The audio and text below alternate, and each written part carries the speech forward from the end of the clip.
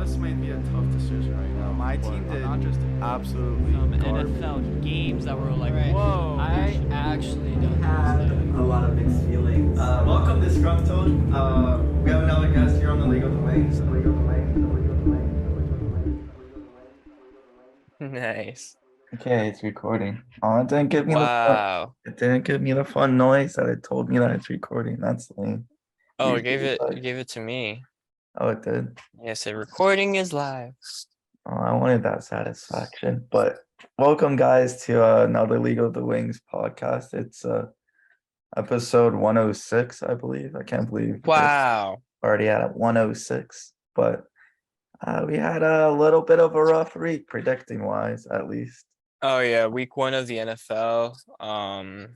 Didn't go well for our game predictions, like game by game by game. Both of us had more wrong than correct, partially thanks to a tie by my favorite team. Stephon Gilmore recently went on Good Morning Football and said, I had never been in a tie before. I was ready for second overtime. Yo, that's how the Eagles. Not. I don't know why I said Eagles. That's how the NFL should operate. It should be overtime until they won. Like I feel like ties in the NFL are kind of dumb. Like I don't like ties. It rubs me off the wrong way.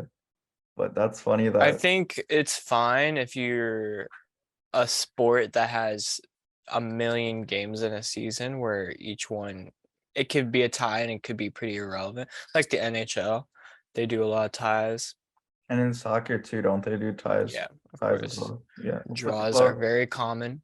But in the NFL, it has really it's really important. Like it's very consequential at times, but it can also be seen as an advantage. The Eagles dealt with that in 2020, of course. That's a recent example of a team that thought it was terrible because it was against the Bengals back when no one thought the Bengals were worth shit. And then they ended up getting into the playoff conversation because the NFC East was bad. But then what did the Eagles go and do in the last game of the season? I forget that season. Because didn't they go 4-11-1? So weren't they like out of it like towards the last couple? So I was like, fuck this. Like no, they were like still technically in it because the NFC East was so bad. I do remember. That's so stupid. That was. Oh no, they had the ability to knock someone out. I think the last game they were finally out of the picture, but they had the ability to at least knock someone out. But instead, they played the QB3. I forget. I'm trying to remember who that was. Yeah, trivia question for you all. Who was the Eagles QB3 in the season where Wentz got sacked 50 plus times and Jalen Hurts had to come in? Those were the first two. Who was QB3 though? Let us know in the comments if you can remember. Don't cheat. We'll know. Yes, we will know. We know everything at any moment in time in any point. Basically, if you get it right, we're gonna assume you cheated. Yeah. So we're just looking for wrong answers here. Yes. It was Matt Ryan is the correct answer, and Tom Brady. Those are the two. Yes. Yeah, let's get into those week 1 predictions though. We had the kickoff start with Buffalo at the Rams. The Rams had their whole Super Bowl ceremony. Everyone was like, oh man, our team's so good. Look at all the people we managed to bring back. Aaron Donald nearly said he was going to retire. We re-signed him. We still got Jalen Ramsey, Cooper Kupp, Matthew Stafford. The only person I remember them losing is Robert Woods. But even then, he wasn't even on the team last year because he was injured. Yeah, he had a very small injury that led him to not being available in the Super Bowl push. And so a lot of fans would probably think he's like not so consequential. And they brought in a bunch of people too. They still brought in Allen Robinson, Bobby Wagner. So in the offseason, I'm sure the Rams were looking up. They're very positive, going for the back-to-back. But the Bills, man, the Bills just are something else. The Bills are like, hold my beer. Yeah. put a 21 point deficit on you and Mhm. win by 21 points. But yeah, the Bills looked unstoppable. They had their will not the entire game, but they basically had their will towards the second half. Yeah, it was a very defensive battle. Notably, Josh Allen still threw 2 interceptions. There was a forced fumble. So it wasn't like the Bills played perfect or anything. Like the Bills offense were still challenged by the defense. But on the other side of the ball, the Rams offense couldn't get anything done against the Bills defense, who also forced a lot of turnovers. So Matthew Stafford looked terrible. And even though Josh Allen had his moments of, from the couple of interceptions, he still looked like he balled out, I mean, I can go ahead and look at his stats right now. He had nearly 300 yards. It was like an 83% completion percentage. What? I don't know why, because so Titus for the MVP race, he's looking at the stats on the like little spreadsheet that he's created, and he's blacked it out. And like when you like hit, I just thought it was funny because like you unhighlighted the completion Yeah, I percentage, needed and to see. it's just funny to see like you going and looking at the stats. Sorry for interrupting you, but I just thought it was funny. That was so Yeah, irrelevant to like anything that you were just saying. I'm so sorry, but continue. it's fine. I realized I had shot myself in the foot by doing the blackout this time around. I thought it'd lead to like really cool moments later, and it still might, but yeah, looking at the stats is going to be hard for this initial opening segment. But yeah, he ran for a touchdown and he had 3 passing touchdowns. So he still looked amazing. He looked like the MVP self that everyone expects him to look like by the end of the season. Well, through the whole season, I should say, because he's everyone's number 1 pick, basically, from what I see. Yeah, Rams will step back up. They have an easy schedule, I think. NFC West, 49ers didn't look good. Cardinals didn't look good. Seahawks, surprisingly, were the only ones who actually looked good. So I think the Rams are in a good position. They shouldn't worry too much. They just better hope that they are ready if they ever face a Super Bowl matchup against the Bills. Yeah, which is looking more and more like the case. I mean, more likely that the Bills will reach the Super Bowl, not a little bit less likely that the Rams will. Not by all means by any like. Well, was there an NFC team that you would say really challenged their throne, quote That is unquote? true. Well, that's why I was saying like it diminished it a little bit, but not by much. It was like by half a percent by anything. Yeah. But I feel like you said, the Rams can easily come back from this too if they just keep consistent. But they're in a hard division. But other than their division, like I don't see anyone challenging them other than the Eagles too. Just to Yeah, I mean, Bills are the number 1 defense, and right out the gates, that's a hard one for a team that, I mean, you have preseason, you have all practice, blah blah blah blah blah, but it's still not the same, Like, okay, a major departure that I didn't bring up earlier. I'm sure a lot of you were like going crazy about it. That I didn't say it, that I didn't mention it. It wasn't Robert Woods that I think was the biggest departure. It was Andrew Whitworth, the left tackle. They had to replace him, and Matthew Stafford definitely felt that absence. He was pressured a bajillion times, especially now that Von Miller switched over to the Bills as well. Von Miller had a night. So, yeah, I think for a team that has a new left tackle to immediately face the number 1 defense from last year and likely to be that this year, that's fucked. That's how you get someone like fucking out of the league for the rest of the year. That's how you get someone injured. So fuck the schedule makers. Just kidding. We'll move on though. Fuck them. Just the last note that I was gonna say too, like every team I feel looked at least a little sloppy. I mean, like even like Josh Allen, like in his picks, like it's just like the first game of the season. And I just wanted to add on, just because of what you were saying about how practice and like preseason is not everything, and it's not like until you play the real game. I just wanted to like add on to that too, because I feel like every team that played this game one, week one, played a little bit sloppy or showed a little sloppiness in some way. But yeah, let's move on to the Saints versus Falcons. And here we sit again. Another week of football. Bless you. And another week where the Falcons blow a major lead in the fourth quarter. They blew a 16-point lead in the fourth quarter with 11 minutes left.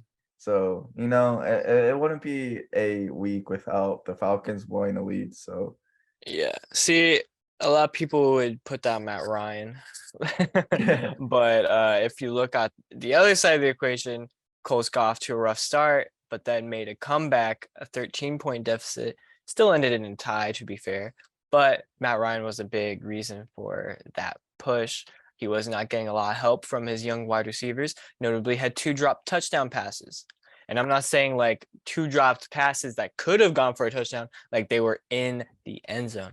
So yeah, I think Matt Ryan was, out of all of the things that went wrong for the Colts, he was like the last of the problems. But yeah. I don't know how I ended up talking about the Colts. This is about Atlanta and New Orleans. Atlanta has a problem, is what I'm trying to say. Marcus Mariota, I considered him the best backup in the league. I don't think he's worth being a starter. I think he could still look good in instances, but he's not going to be a consistent like answer for the Falcons. Obviously, I think they know that. I think they know that going forward. They're in a rebuild phase, whatever. But Cordarrelle Patterson had to save their asses again, like he did to start the season last year.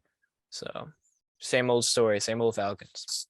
I don't know why I didn't start him in fantasy. That's always start Patterson. When in doubt, start Patterson if you have him on your fantasies, because I did not. He had 22 points, but he had practically like started every snap. He was their saving grace.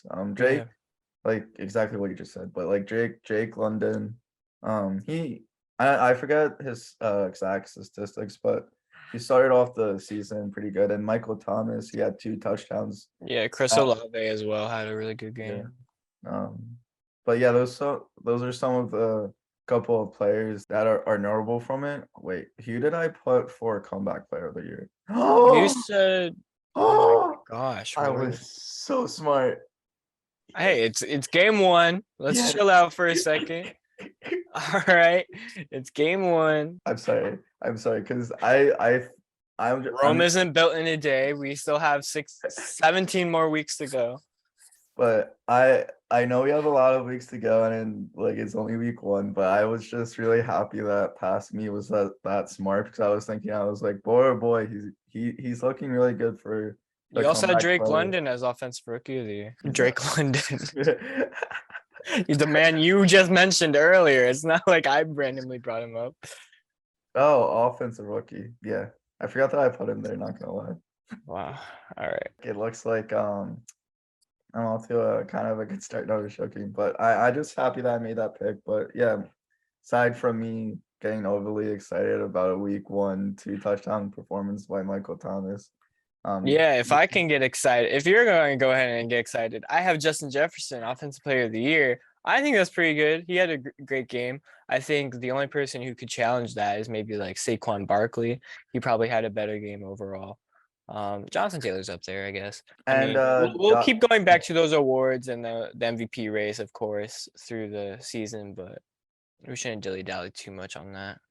I think we should spend the entire podcast on just the MVP. No, just joking. Okay, so Carolina versus Cleveland. This is not the outcome that we wanted. And this is not the outcome that the Panthers deserved. Yeah, I think Baker actually played decent. I think the Panthers defense sucks. I think that the old Temple coach that is there is not the answer. I think overall, if you're from Temple and are in the NFL, you're kind of screwed. Yeah, you're not good. Like, yeah. Just kidding. Robbie Anderson had a good game, at least. He's a Temple guy. Yeah. Sean Bradley on the Eagles. Where is he now? Yeah, Rock Yassin, old Colts cornerback, now on the Raiders. The Where is he Raiders now? got stomped. Yeah. And then I guess the only notable player from Temple is Brandon McManus. Oh yes, McManus, of course. Notably missing his 60-yarder Yeah. on Monday But Night Football. yeah, yeah. So tragic. That was so sad for Trey. But yeah, we'll get back to that later on. But yeah, I wanted Panthers to win the close game. I wasn't really paying attention to this game, so I don't know the ins and outs or like the lore behind this game. But It was just really good rushing, I think. If you don't know, Browns offensive line is one of the best in the league. They probably have two of the top 5 guards in the league in Bitonio and Teller. I believe those are their names. Yeah, 2 of the top 5 guards in the league is going to make for a really good rushing attack, and it does help actually that you have fucking Nick Chubb and Kareem Hunt in the backfield. So you got that 1-2 punch. Nick Chubb, I believe, was the rushing leader on the team, while Kareem Hunt got the touchdowns. Jacoby Brissett, don't know what he did, if anything, other than hand the ball off. I'm sure he played decent. best backup QB in the league, baby. That's what I'm saying. He's going to lead the team. A lot of people have. I think the team honestly has taken more of a liking to him than to Deshaun, and I would too. Deshaun's just bringing bad vibes, even if his personality himself is more of like a good leader or whatever. I think just the drama he brings with him is not good for the team. But Jacoby Brissett, he's like the opposite of that. He's always been known like on the Patriots and then on the Colts, and even in Miami, his year last year, he's been known to just be a really good locker room guy that everyone would cheer for. So I honestly forgot that he played on the Patriots, and that's where he got his start. But yeah, that's where he started. Yeah, I think they should just transfer the contract over onto him, like Deshaun Watson's contract, and just like move that too. yeah, he deserves that guaranteed money for sure. Yeah, 100%. I think he's worth like over 200 mil. Mhm. Easy, more worth it. Than Yeah, but not Deshaun Lamar Watson. Jackson. Not Lamar Jackson. Just kidding. Yeah, That's a fuck situation, but we'll get to that later. Yeah. Yeah, that's all I have to say about that matchup in particular. Do you have anything more? No, that's it. It was a boring matchup. Fuck Cleveland. That's all I gotta say. Yeah, those teams are gonna They're going be interesting. I think they're just gonna hover at the 0.500 sort of standing Yeah. this year for the majority. If Deshaun Watson comes back and looks amazing, then maybe that will change that. But I can't really see Panthers doing amazing. Their backups, like both their backups are injured. Sam Darnold and what's his name? Their rookie, Matt Corral. So if Baker doesn't do well in these upcoming weeks, their backup that's active is PJ Walker. Ooh. Oh no, he's elite. He's from Temple. It's okay. Yeah, but what did we just say about Temple guys? Especially on the they've got the whole Temple reunion on the Panthers, or they did until one of them went off to the Eagles because he's a traitor. But yeah, Philly guy. Yeah, of course. Well, they're all technically Philly guys. They play at Temple. So like it's a Philly guy coming back to home base. You know what? Once the coach gets fired, that's where Robbie Anderson's headed. That's where PJ Walker's headed. They're all just gonna go to Philadelphia. I wouldn't mind that. They're going to fly back to their home. You want Robbie? I wouldn't mind Robbie. I think he had a good game. I think he's been getting a lot of shit because last year he was bad. But who was his quarterback? I don't even remember anymore. Who was it? Sam Darnold. Sammy boy. Little Sammy boy. The next game we got here is the 49ers versus the Bears. An interesting game nonetheless because it was playing torrential downpour, and similar to how the Rams started, everyone was hype on the 49ers, especially me. I have them going first in the NFC at 14-3. And this is not the start that we expected the 49ers to get off to, especially thanks to the Bears. We thought that, I thought, not like Titus and I, we thought, but we as in Like there's a lot of other people too that had high hopes for the 49ers to start off good and get off to the gates. I don't know, like off to the gates. And yeah, it just did not pan out. Out of the gates. Out of the gates. You I'm don't like, want to go off to the gates. You want to get out of them. bro, I was like, that's not sounding right. I keep saying it. I'm like, why isn't it not sounding right? Out of the gates. Anyways, yeah, it was not a But, good first game for Trey Lance to start. Obviously Justin Fields looked a little bit better, but he had more experience starting. Then And even then, Justin Fields wasn't looking like amazing. He had some really good plays, but I don't think either offense was really getting going. The San Francisco 49er running attack was supposed to be like what got them through this game, especially with the weather, and Chicago just held them up. Elijah Mitchell also notably got injured. So they signed Marlon Mack to their practice squad this week. So Marlo is Marlo, the best on running a back. good team. He's on a good team. I'm actually pretty happy about that. He was on the Texans, and that made me not so happy. But he got cut, and now he's on 49ers with one of our other former Colts players, George Odom, at safety. He got the starting safety job over there. So congrats to Odom. Yeah, so San Francisco is also a team I'll be cheering for. I was not as high as Caleb was as far as 13-4 goes. Your official prediction says in the document. Oh, I for some reason I thought I had them at 14-3, but yeah, would you like to change it? No. I feel a lot better than at 13-4. Yeah, we'll see. They only have 3 losses left for it to come true. So, hey, anyways, yeah, I think Yeah. Chicago will look a lot better than people thought, but I don't think they're going to be in playoff conversation, which I think is fine. And I think San Francisco is going to be a little worse than people thought, but I think they'll still at least be a wild card team.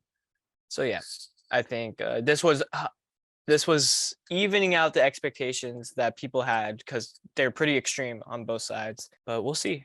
Still week 1. This is like the week where all the overreactions are going to really hit. Everyone thinks they know football all of a sudden, and they know the future based off of the one game. And let me tell you, a lot can happen. Notably, the Colts, they started really bad last year, and then they went on a tear through the season, and then also still ended up bad. But a lot of people have expected them to beat some of the teams they did, such as like the Bills in dominant fashion. So yeah, I think a lot can still happen. The Miami Dolphins is probably a better example. They started off like 1-7, and then ended up 9-8. I think that's a beautiful example. A lot of things can change mid-season. So don't get your hopes up. Yeah, and the Eagles Super Bowl season, they started off 1-1 too. So I mean they 1-1. That's the comeback you're trying to. no, What a terrible narrative. Like I'm sure like half the Super Bowl teams of all time start off 1-1. So. Well, what I'm saying is that the 49ers can still go 13-4. The Eagles went 13-3. Oh, Right. that's all I'm saying. That's all right. I'm saying. That's fair. That's fair. That's all I'm saying. But the only memorable thing from the Bears 49ers that I can remember or even watching is Justin Fields like sliding in the ring with his teammates and then getting overly hyped with the little dancey dance at the end. But yeah. I think we talked a little too much about the Bears and 49ers. Yeah, we're going slow. So let's speed run for a little bit. Pittsburgh, Cincinnati.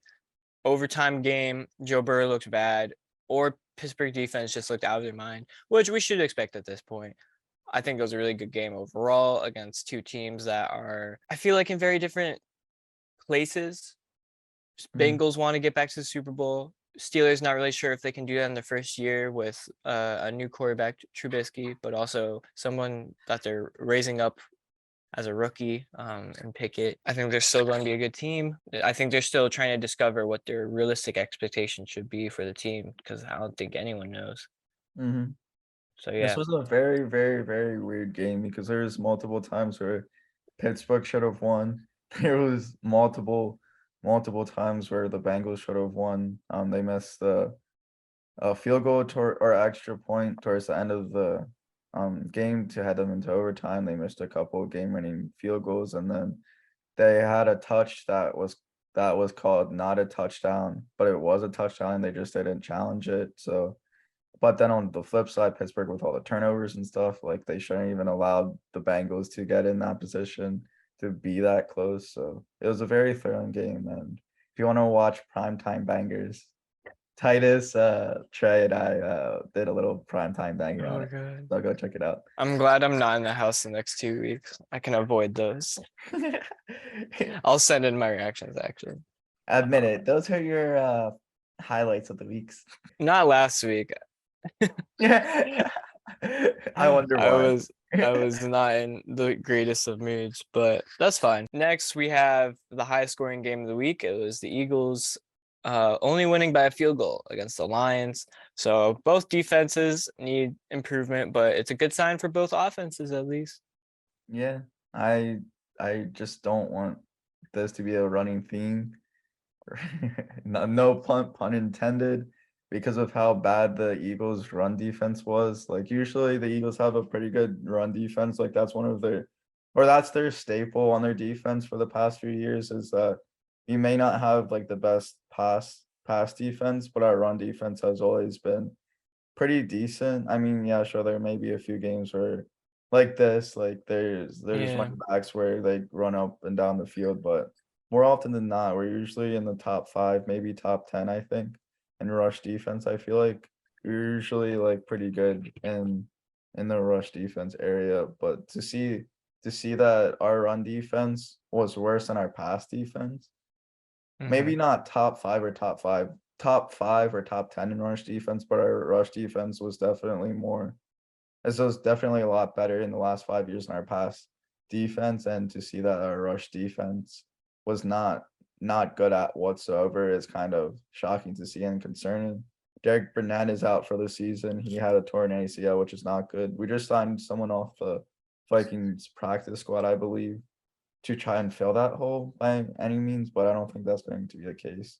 Yeah. But we need Jordan Davis. We need to play Jordan Davis more, because when he was on the field, the average run per carry was only 2.9 yards per carry, but when he was off the field, it was 10.5. And yeah, we just need to fix that. And if we fix that, I feel like our pass defense was pretty solid. Again, it was like Jared Goff, but I mean, it was still pretty decent nonetheless. We got a pick 6.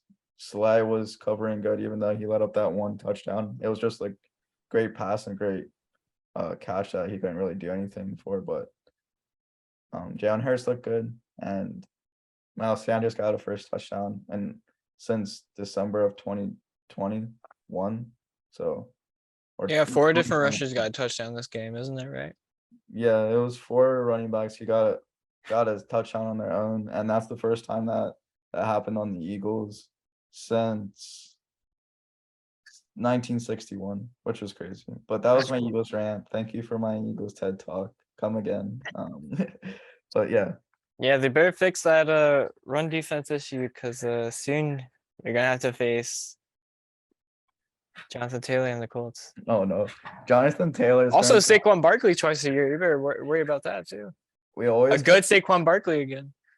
Yeah, we always get destroyed by Saquon, regardless of how good our run defense is. I feel like he always dominates us, the Eagles. Yeah, Lions look good though. I think they'll actually have a really good year. I think this kind of proved it, even though they lost. Don't sleep. That's all I'm going to say there. Yeah, but we got Houston and Texans first. Indianapolis Colts, your team. Yeah, this ended in a tie. So we're going to be that one team that everyone looks in the standings and are like, oh, that's weird. Yeah, we're going to be like, ew, Grody, that's disgusting. Yeah, it's a first time the Colts tied since 1960s. Had a really good streak, I'm pretty sure. Or maybe it wasn't the 60s. Maybe it was sooner, but whatever. It was still a very, very long time. I'm pretty sure it was 1971. I was there. Okay, thanks, you dude. I was there for that game, bro. Like I watched them. I don't know. I just randomly threw up a date. I'm sorry. Yeah. That was a bad joke. That was a bad joke. We both said the Colts would win, and if I'm going to be honest, I think this is more of a win than a loss. If I have to put it that way, just because it's not a loss, and that kind of ends the streak of losing week 1 every year. Still not an amazing way to beat that streak, but whatever. And we also were very close to losing in a really embarrassing fashion. We were down 20-3, I think, around the 4th quarter. And yeah, that was just bad. It was looking really, really bad for a long time. And then Matt Ryan pulled it together. He really pushed us through. I think if a couple of just those 2 touchdown passes weren't dropped, it's a very different story. You would see it would be more like 30-20. And then if the field goal attempt was made, it would be 33-20. All in all, what I'm trying to say is we should be a lot better than that. And I'm not losing confidence over it, because I think it was just a lot of like dumb mistakes that like are going to be really easy to weed out, and nothing like really, like nothing I can see as like a really long-term problem, other than maybe like our depth at wide receiver. Michael Pittman still looked really good though, and I think other wide receivers showed flashes. They just gotta pull it together and keep it consistent. And yeah, that's all. I think Matt Ryan is actually going to have a really great year. He looked, honestly, no one's going to want to say it, but I think he looked amazing, despite the tie, despite his 1 interception, despite the miscues with the snaps, where I guess he fumbled twice, but one of them was Ryan Kelly's fault, he said. I think those things will get weeded out a lot more easier than like other quarterbacks' mistakes in the NFL. I think the fact that he threw for as many yards as he threw is a really good sign. And he threw some ballsy ass throws in overtime and was completing them. And so to me, that says like that's already a step up from once, who would throw ballsy ass throws and not make. Get And it would look really bad. It would get a pick. But also Matt Ryan would throw the really easy passes. It was a lot more shorter throws than like we would throw with Wentz. At least this game. I don't think it's going to be like that for all games, but it means that he's also not always looking to play hero ball either. So I think Matt Ryan's just a smart guy, and I'm not worried, is what I'm trying to say. Not worried either. And I also think that, sorry, I was talking too fast there for a second, but I also think that Matt Ryan looked really great, and there was more. He didn't lose the game. I think he won the game. Yeah. And I think he won the game for the Colts. It's just that other pieces, like you said, Kicker. the kicker, people Yeah. dropping passes. So I think other people lost the game. I think Matt Ryan kept putting them in positions to win. And we definitely felt the absence of Shaquille Leonard. That was a big piece, because the linebackers in coverage were not really doing much. That was pretty bad. Our linebackers are notably really good against the run, and I would say even pressuring the quarterback at times when they're put in that position. But in coverage, I haven't seen them flash too much. Bobby is like hit or miss. Shaquille Leonard is obviously one of the best linebackers in the league and is well-rounded, and we didn't have him. So that's going to be a huge hole that someone's got to fill. I don't know how much longer he's going to be out, but I'm hoping he'll be back next week. I hope he comes back next week too. I think I believe that he's gonna come back. I believe in him. But a crazy statistic too, since there is a gap from 2011 to 2020.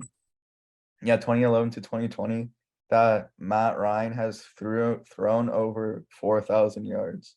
So he has thrown, like, since 2011 through 2020, he's thrown over 4,000 yards, which is an insane statistic. No, yeah, he's never had a run game though. That is true.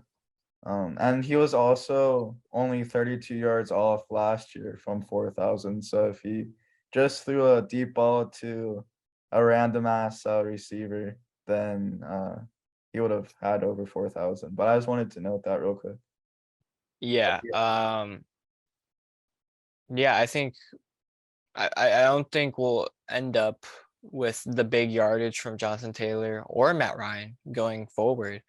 I actually think if the defense just holds up a little bit better, we're not going to be seeing that as much. And like if we just have the red zone success, we're going to be able to just like distribute the ball better, and we're going to be able to like not put so much pressure on like the quarterback to make these big time throws all the time. Yeah, I think we're putting unnecessary pressure on ourselves by starting off so slow. It's something the Colts have been doing for the past 3 years under Frank Reich, and that's like my biggest qualm with him is like we rarely ever get off to big leads. We always seem to be clawing our way back, and it looks really flashy when we do. Notably against like the Packers, that one primetime game with Rivers back when 2 years ago. It's not fun. Yeah.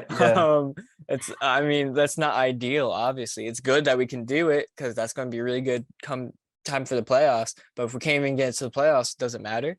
Yeah. That's what I'm thinking. Like we have to start our games way, way better. I agree. And I think you should just start with like 10 points automatically too. Just for a head start. What? I leave it Just like the up. refs applied Yeah. 10 points. Like, Yeah, to the Colts every time. He's like, here's your Nah. touchdown. Go could you run. imagine if that's how we like did it though? Like if there was what do you call it? Because like a handicap.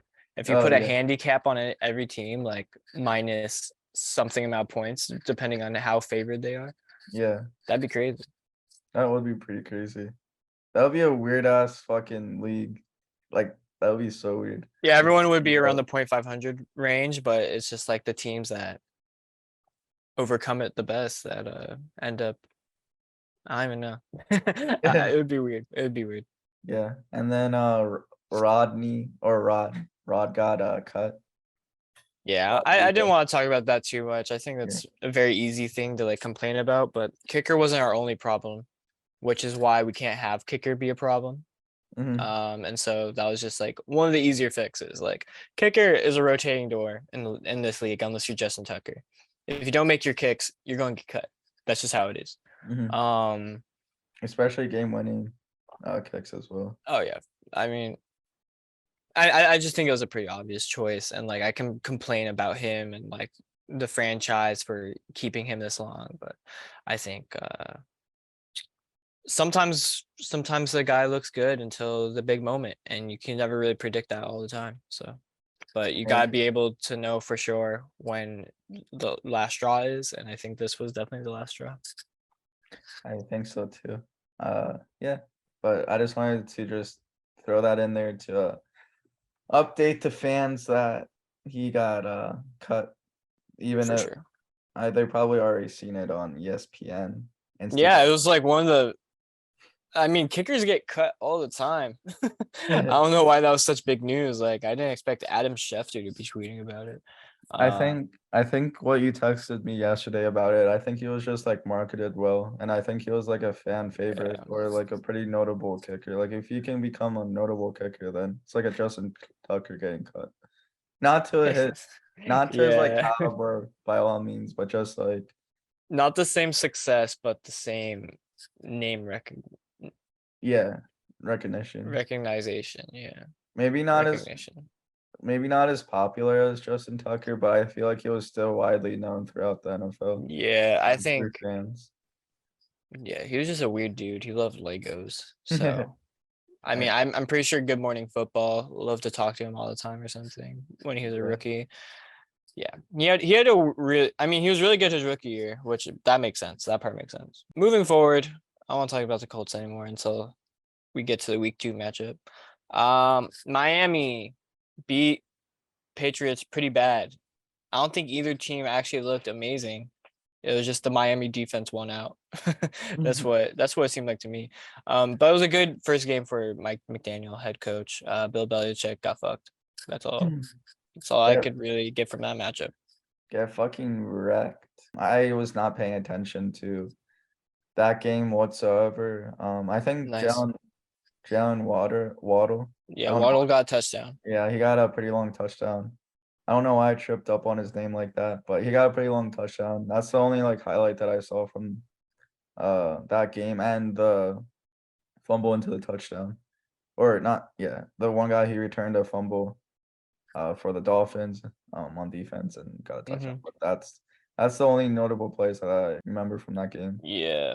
I think Mac Jones might be the most overrated quarterback in the league. Are you sure about that? Are you sure there's not a Trevor. Trevor Lawrence. Yeah. Yeah. I think it's Mac Jones because like Trevor Lawrence hasn't been praised the past year. I think people are people have updated and adapted their beliefs and expectations to Trevor Lawrence and his situation being on the Jaguars. Kind of sucks. But Mac Jones being on the Patriots and just having the winning record I think they had to end the year last year. A lot of people just like really overhyped Mac Jones. And I was like, I don't really see him doing anything that special, to be honest with you. I think he's just a kid who's filling a hole in an organization that is missing someone very, very prominent in this league. And that is Stephon Gilmore. Yes, of course. They definitely miss him. Yeah. So much. They're defensive player of the year. Yeah. Anyways, moving forward, we got Baltimore beating the Jets. Jets were playing Joe Flacco. Joe Flacco getting to play his old team. And I don't think this is the first time this has happened. I think Joe Flacco has played his old team in previous years since he's been cut, whether that was with the Broncos or with the Jets. But regardless, he did not look good. He did not look good. Lamar Jackson did, though. Your He's boy. making a case for why he deserves his money. He didn't even run that much. A lot of people just call him a running back that can throw. But no, he just threw. That's all he did today. Not today, but that day. Again, I don't know too much about this game other than the Jets suck, and there was another nice deep throw to Bateman, I believe. That was, I think, in the top 5 for longest plays of week 1 for a touchdown. Yeah, that just proves that what you said, to back up what you said too, that he's starting to throw the ball more and deeper down the field as well, which is a good sight to see. For some reason, when I looked up Lamar Jackson stats, it didn't come up, and I had to fucking click a website. But I was just trying to use some stats as a reference to my analysis on the game. But yeah, he played really good, and yeah, I don't really have much to say other than that. Yeah, his QB record is 38-12 though. That's pretty. Oh yeah, he's like I think he tied for third in the most wins in like a 30 game span or something. Maybe it's a 50. But yeah, he just got to his 50th game. So I think I think Patrick Mahomes is like one of the leaders in that, but now Lamar Jackson is tied for third, and out of 50 games having the most wins. That's crazy. With 38. And he's still not paid. True. He still is not. We will see what happens once he gets franchise tagged next offseason and what they'll do about that. But for now, we'll just know that he's got a lot to prove, apparently. I didn't think he had a lot to prove, but apparently he does. Maybe they're just saving up money in their piggy bank to pay him later to be the highest paid QB. Because at this point, he's going to have to be the highest paid QB in the league. That's a misunderstanding of how cap works. They can't really save up, but whatever you say, Caleb. What do you mean they don't have a piggy bank that they put all their money? I guess the city of Baltimore are all like just collecting. They have a GoFundMe right now for Lamar Jackson's contract. Imagine if that's how it worked. That'd be crazy. I would hate NFL. They already make billions every year. But Washington versus Jacksonville Jaguars. This was a really close game, closer than expected. And I had the Jaguars winning, and you had Washington winning. This is the second of 3 disputes that we had this week or last week. That's right. Jaguars were close to winning. They were leading for a little bit, but Carson Wentz was just balling too much to have that and overcame it. And he was like, fuck last year. Fuck how I ended last year. I'm going to get my revenge. 4 touchdowns, 28 fantasy points in our league. He just went off. He was looking like the old Carson Wentz. So thanks, one of the worst teams in the league, baby. Let's go. Yeah, but that's the thing. It is one of the worst teams in the league, no matter how much he struggled against one of the worst teams in the league last year. Still one of the worst teams in the league, no matter what. And so it's like, yeah, congrats. Like, It's like losing to your little cousin at Mario Kart. Like they're 5 years old, and it's like Yeah. you weren't really like paying attention because you expected to be an easy win, but you're like, Yeah. oh shit, I just lost to my 5-year-old cousin, and you like start try harding against them. It's like, "Rrr," and then you like celebrate about it, and then all your like family is like, yeah, you're the best, and then the little cousin's like, what the fuck? That's how I feel about the whole situation, because all the Washington fans are like super overconfident about him now, saying like, oh, the Colts are just bad. This is what happens when you actually have weapons. Really? It's like now he has weapons. Are you really gonna say that? What do you mean? Curtis Samuel is probably top 5. I'm not saying that he has bad weapons. I'm just saying the Colts had exactly what he wanted. He had a running back to bail him out basically every week, and he had a wide receiver that had over 1,000 receiving yards. And maybe the depth at wide receiver wasn't amazing, but I think that's also his fault. I don't think he elevated a lot of our talent the way that he was hyped up to be. Anyways, did not mean to get into that whole rant about Wentz and the Colts, but just saying, just you wait, Washington fans. We had some good feelings about him at first as well.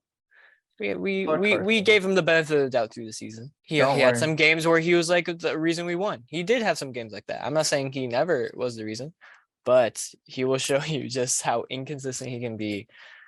Just you wait. Yeah. Buckle in. This is probably going to be the high point of your whole season. So enjoy it while it lasts. Can't wait for the Colts to play him. It's gonna be great.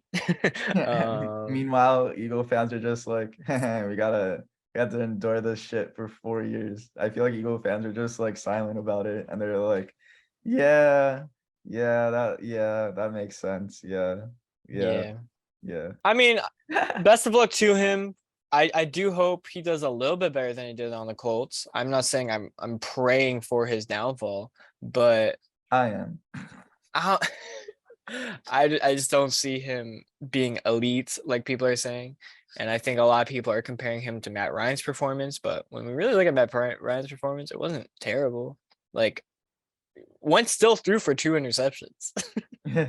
Like, yeah, he balled out. He had a lot of yards. He had the touchdowns, but still threw for 2 interceptions. So I don't know what they're really comparing him to Matt Ryan for, just out of one game. But just wait. That's all I gotta say. No. Carson Wentz beat the Jacksonville Jaguars. You don't know how big of a news this is. Yeah, my bad. But you should play the clip. Like I predicted this. Yeah. I did say he would ball out against the Jaguars. Did I not say this? I think you did. I vividly remember I made a point about it. I was like, Wentz will ball out against the Jaguars. That's why I had Washington winning. That's why Caleb and I had that dispute last episode. So, and that's why I ended up giving Tytoos a black eye last episode. So yeah, that did not happen. If you want to see that's Tytoos very and I random. fight, if you want to see Tytoos and I get in a brawl, check out last episode. I also did say the Colts would have an ugly win. Obviously, it wasn't a win, but I still count that as like a pretty correct prediction.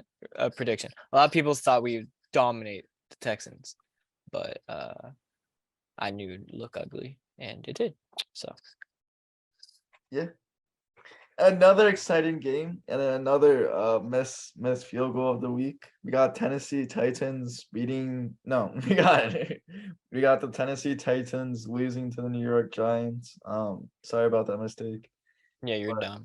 The Titans should have won. Why are there so many field goals missed this week? And like, why can't they just learn how to kick?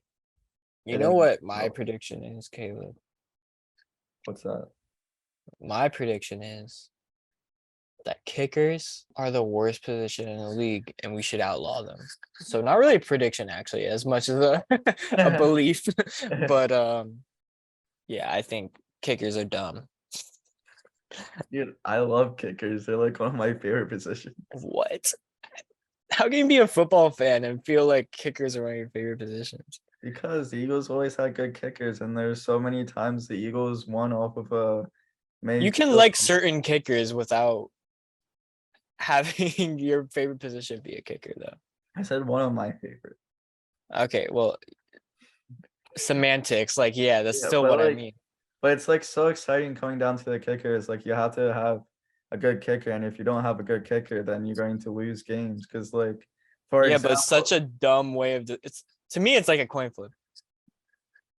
not really. I don't think so. It basically is. Well, it is. Unless you but- have like the best, like Justin Tucker, then to me it's like a coin flip because kickers are proven statistically to be very volatile. Yeah, No matter how good they look, they can always look terrible. yeah. But like Jake Elliott making a 61-yard field goal to win the game, or Justin Tucker making a 64-yard field goal to win, Matt Prater getting a 63-yard field goal. I don't know. It's just Okay. I exciting. guess it could. I think it is like a decent way to build hype at the end of the game, but I think it could just be as hype if it was like a Hail Mary, for example. Like I think But that's we even more less likely. Like that never happens. yeah, exactly. That's why it'd be so cool Yeah, but when it'd it be does dumb. happen. It's not that cool when you hit a field goal. It's just like, yeah, he did his job. That's why that's literally the only reason he's there. Yeah. So that's my opinion. And you got offside. You can get an onside kick, not offsides, onside kick. And you like that's pretty Kickoffs are fine. Kickoffs are fine. I'm not talking about that. I'm talking about place kicking, field goal kicking, extra points as well. Yeah. Extra points should be abolished. All right. Anyways, Why did we talk about that for so long? because you're talking about why all the kickers are missing field goals this week. Oh yeah. Because Titans kicker missed theirs at the end of their game. Saquon Barkley balled out. He looks like old Saquon. Which I'm I not wasn't sure would ever happen. Honestly, I thought he was done. I honestly not even mad that the Giants won. Giants are like the little brother of the NFC East, where like you can just beat up on at any time, and it's like not even like a match. So it's like not even scared of the Giants. They've been bad since 2011, so I'm not really scared. I don't really care, and I just find it funny that everyone's 1-0 in the NFC East except for the Cowboys. Hell yeah. And But yeah. now that the Titans lost, the Colts are tied for leading the division. So that's good. That's a good feeling too. We're tired, boys. Yeah, we don't want to talk about that matchup anymore. It's like two teams that are irrelevant to our division, so we're just so tired of talking about them. But Arizona losing really badly to the Chiefs. Patrick Mahomes looks like that might be one of his all-time greatest performances ever. Yeah. There's I don't think it's been hyped up enough. I think so too. That some of the throws that he was making for the touchdowns were absolutely insane. No Tyreek Hill. No Tyreek Hill. And you got Juju fumbling all over the place. Was he actually? I didn't actually see that part. I think Juju had one fumble. He only had one fumble. So he wasn't fumbling all over the place. Yo, I just wanted to say that because fuck Juju. He was fumbling all over the place. Why do you hate Juju? His fucking tickety-tockety dances. So does everyone in the league. Yeah, but he does it so annoyingly. He's like God. Patrick Mahomes' brother. He's just Alright. a nuisance to society. Yeah. Like Charlie D'Amelio. I honestly don't think the Cardinals defense was that bad. I just think the defense was garbage. They also don't have Chandler Jones anymore, and JJ Watt was out, so there was just no pressure from my understanding. So Cardinals look like a very one-sided team this year. Defense does not look as good as it has in years past, at least for now. And offense still looks good, but they also have to deal with the suspension of DeAndre Hopkins for this first 6 games. So I think it's going to be a very late push for them to try and become a wild card team, which I think they will, but it's going to be difficult. I think any defense against that Patrick Mahomes performance would have easily led up 44 points as well. I don't think there was any. I don't think so. Really?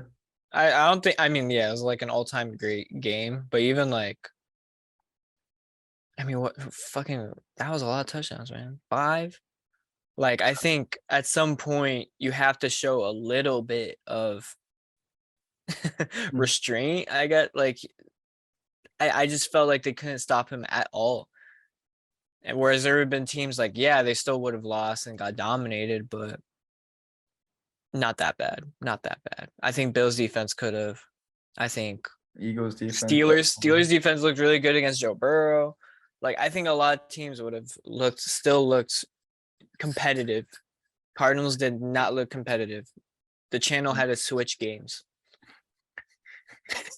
And I can't say it would. I can't say every defense would have been made to look like that. I mean, think of how good Josh Allen looked against the Rams, but the Rams still like got 2 interceptions against them. They still made him like have to perform a little differently. Like they made him adjust his game plan.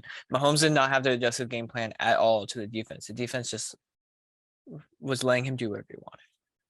Yeah, that makes sense. But it was just like a bad performance on Patrick Mahomes' part. He should have had at least like 10 touchdowns. Joking, I meant the Cardinals defense, but yeah, it was a snooze fest. Good for fantasy owners if you have Patty. Let's get to the Chargers or Raiders. Raiders, it was a close game. Raiders tried to make a push towards the end of it with a last second touchdown to Devontae Adams, and then they got the ball back, but the Chargers defense was way too strong and they were able to stop the Raiders. But Devontae Adams balled out 10 receptions, I think over 150 yards, a touchdown. And he proven that, yeah, the Packers shouldn't have let him go. He had more receiving yards than all of Packers receivers combined. Jesus Christ. And yeah, he just balled out. But Herbert, the player of the year, is going to, or he balled out even more. Wow. That's all I gotta say on that. You like my analysis? Yeah, I didn't see too much of this game. I know Keenan Allen got injured, which will deeply affect the Chargers going forward, but I think they have a deep wide receiver core, so I don't think Herbert's going to. I mean, Herbert looked great regardless, so I think they're just going to be fine. I think, yeah, the game changer is the Chargers defense is good. I think that's like the biggest part. Like, Chargers offense looked amazing last year. Defense was very hit or miss last year, but I think the defense is a lot more they're going to be a lot more dominant in these type of games, and they have to be in their division, looking the way it is. So I don't know who I had winning the division. I think it was the Broncos, right? The Broncos winning the division, but I think I'm now thinking I'm leaning towards the Chargers more. I don't know, man. Chiefs look pretty scary too. Yeah, I think once they face some harder defenses, it's not going to look as scary. Yeah. Because I also don't think the Chiefs defense is amazing. I just think the Cardinals couldn't keep up to the pace that Mahomes set. Because they're garbage. Well, all right. Next, we got Packers losing pretty badly to the Vikings. Justin Jefferson put on another clinic. Meanwhile, Packers wide receivers, yikers, Non-existent. AJ Dillon had to ball out receiving wise. Like, their fucking running backs had to take care of it basically. And even then, they can't do everything. So Aaron Rodgers is in a lot of pain, probably. You still have him going 12-5. Do you want to backtrack, or do you still feel that way? I still feel that way. I still feel like they can get to 12-5, and I don't want to backtrack any other records because I'm always It's week 1. Yeah, it's week 1, baby. But I feel like Packers, regardless of who's on the team, I feel like the Packers always have that one game per season where they look absolutely terrible and they look like trash, and they're like, this is not very Aaron Rodgers. Like last year, or a couple of years ago, I just remember Aaron Rodgers and Devontae Adams just sitting on the sideline, like smiling and laughing after like losing like 45 to like 10 or whatever. But there's always a game, sure. Or I don't know the exact score. And I think it was to the Bucks, but I forget exactly who it was. But I feel like Aaron Rodgers always has that, or the Packers always have that one game per season where they look flat out disgustingly bad, and they're able to come back from it. I think it was just that. I think this game was that game for them, and I think they're going to be able to come back easily. Maybe not easily, So but yeah, they're going- last year they started off losing to the Saints 38-3. Oh yeah. I think it was that game as the Saints. So we've seen them start off really bad, and that year they still went 13-4. Yeah. So you're right. They can come back from it. They also had a really bad offensive game against the Chiefs, but so did the Chiefs. It ended up being 7-13 there. Those were their two like weird games. Yeah. So yeah, I think they definitely have the chance. And I think it was the year before that they also had a really bad game against the Bucs, right? 10-38 week 6 of 2020. So yeah, they've been through this. Yeah. It's So just obviously a little different with the fact they don't have that X factor and Devontae Adams to always depend on, but I think they'll bounce back for sure. I agree. The next game, fuck Dallas, fuck their organization. Tampa Bay, smoke. Both teams look bad. Yeah, but the Cowboys looked worse. Is the real? Oh, emphasis. for sure. It's They not really looked about the Buccaneers. Terrible. They're the only team that didn't score a touchdown this week. Yeah, I think the Cowboys get a little bit like forgiveness or sympathy because Dak Prescott did get hurt and we don't want to see that. But even like defensive wise or just like wide receivers, offensive line, like I don't think a team had a worse performance, honestly, in the entire NFL this week. And there have been some bad ones. But not as bad as this. Not as bad as that. I mean, we're just talking about how bad the Packers looked against their division rival. But at least they were able to score a touchdown. Like I don't even know how you could get this bad, but I love to see it. Cooper Rush season. Yes, sir. Cooper Rush season. But you gonna pick him up? I know you're looking for a new quarterback now that Dak Prescott's out. Maybe pick up Cooper Rush, huh? Maybe. Or I might have put in a claim. Oh. You didn't put one in yesterday to get a quarterback today? Nah, because we're waiting it out.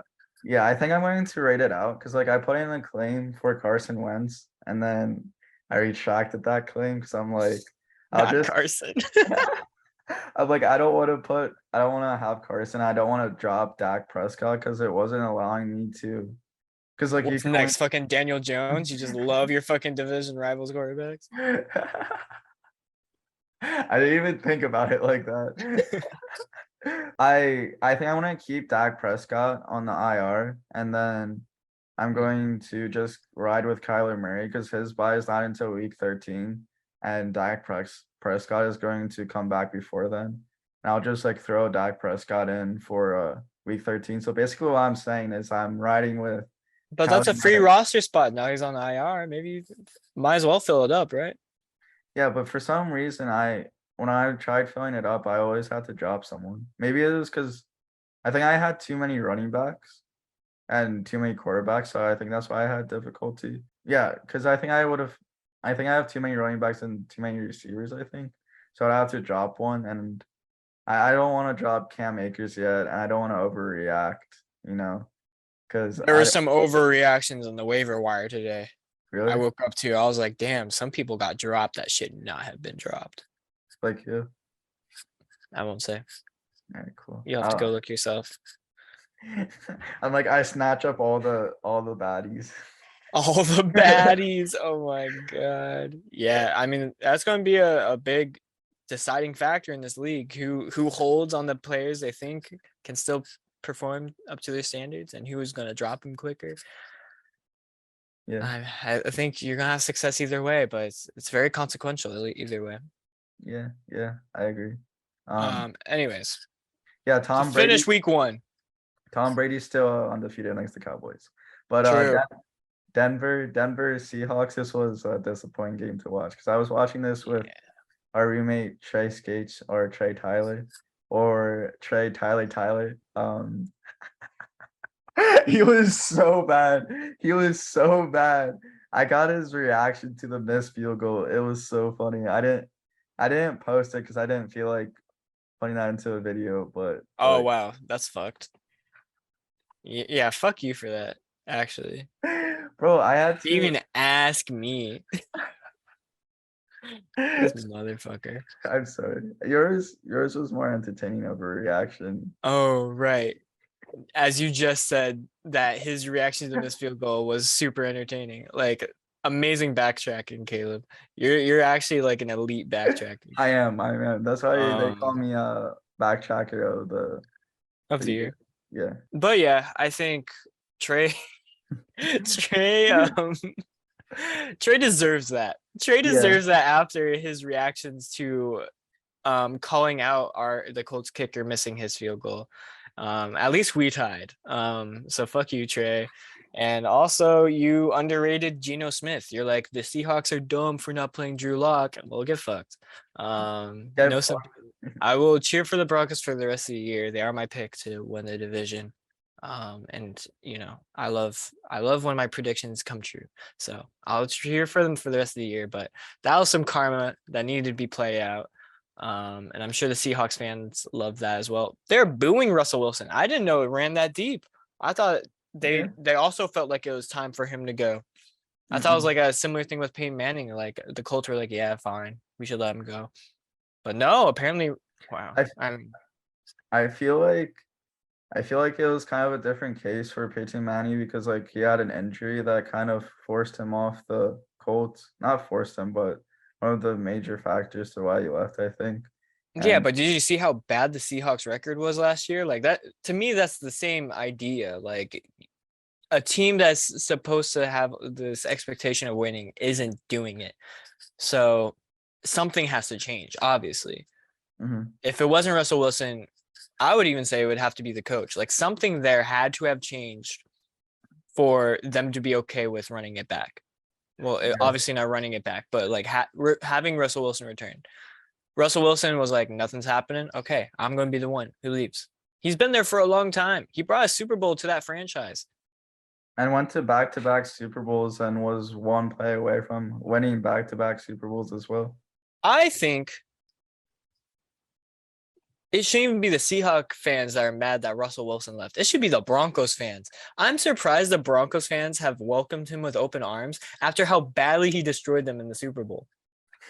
That should have been like, Peyton Manning should have had 3 Super Bowls to retire with, but it's because of Russell Wilson and also the Legion of Boom, of course. That was an amazing defense. But that's like Tom Brady coming to the Colts. Am I wrong? Like, that is an absolute insane thing to have happened. And then for the Broncos fans to just like be okay with. Like, I haven't heard one Broncos fan complain. So I think that's fun. Hey, if you can't beat him, join him. No, Tom Brady would never get let on the Colts. If he did, I would not be a fan. I would actually start cheering for the Eagles. I'm not even joking. I would not let that happen. Not to my team. I kind of want that to happen just so that you can root for the Eagles. It won't. It won't. I'm gonna. That runs way too deep, deeper than the Russell Wilson thing. To be fair, so I think that's why there is more leniency. But yeah, I feel like it was just not just a Super Bowl loss, but I feel like it was a singular game that was a decade ago, comparatively to the Peyton Manning versus like Tom Brady rivalry that lasted over 2 decades, and there's been more than that. It's not just Manning Brady. Even Brady to this day is still shitting on the Colts every time. Yeah. And when we last played him, it came down to like one play, and Brady was like, "Oh, they should get rid of their logo because they've got no luck against me." It's like, fuck you, man. I hate him. That's what I'm trying to say. I hate him.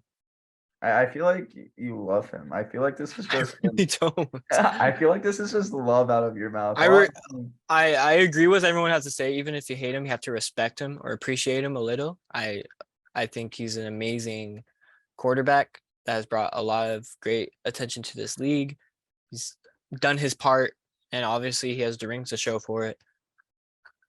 I can say that much, but other than that, it's just pure hatred. Yeah, it makes sense. And then Deflategate too. Oh yeah, I mean, Deflategate was our AFC Championship game where we could have gone to the Super Bowl. Yeah, with Andrew Luck, and you probably would have won too. That was not Andrew Luck. Peyton Manning. I don't think it was Andrew Luck.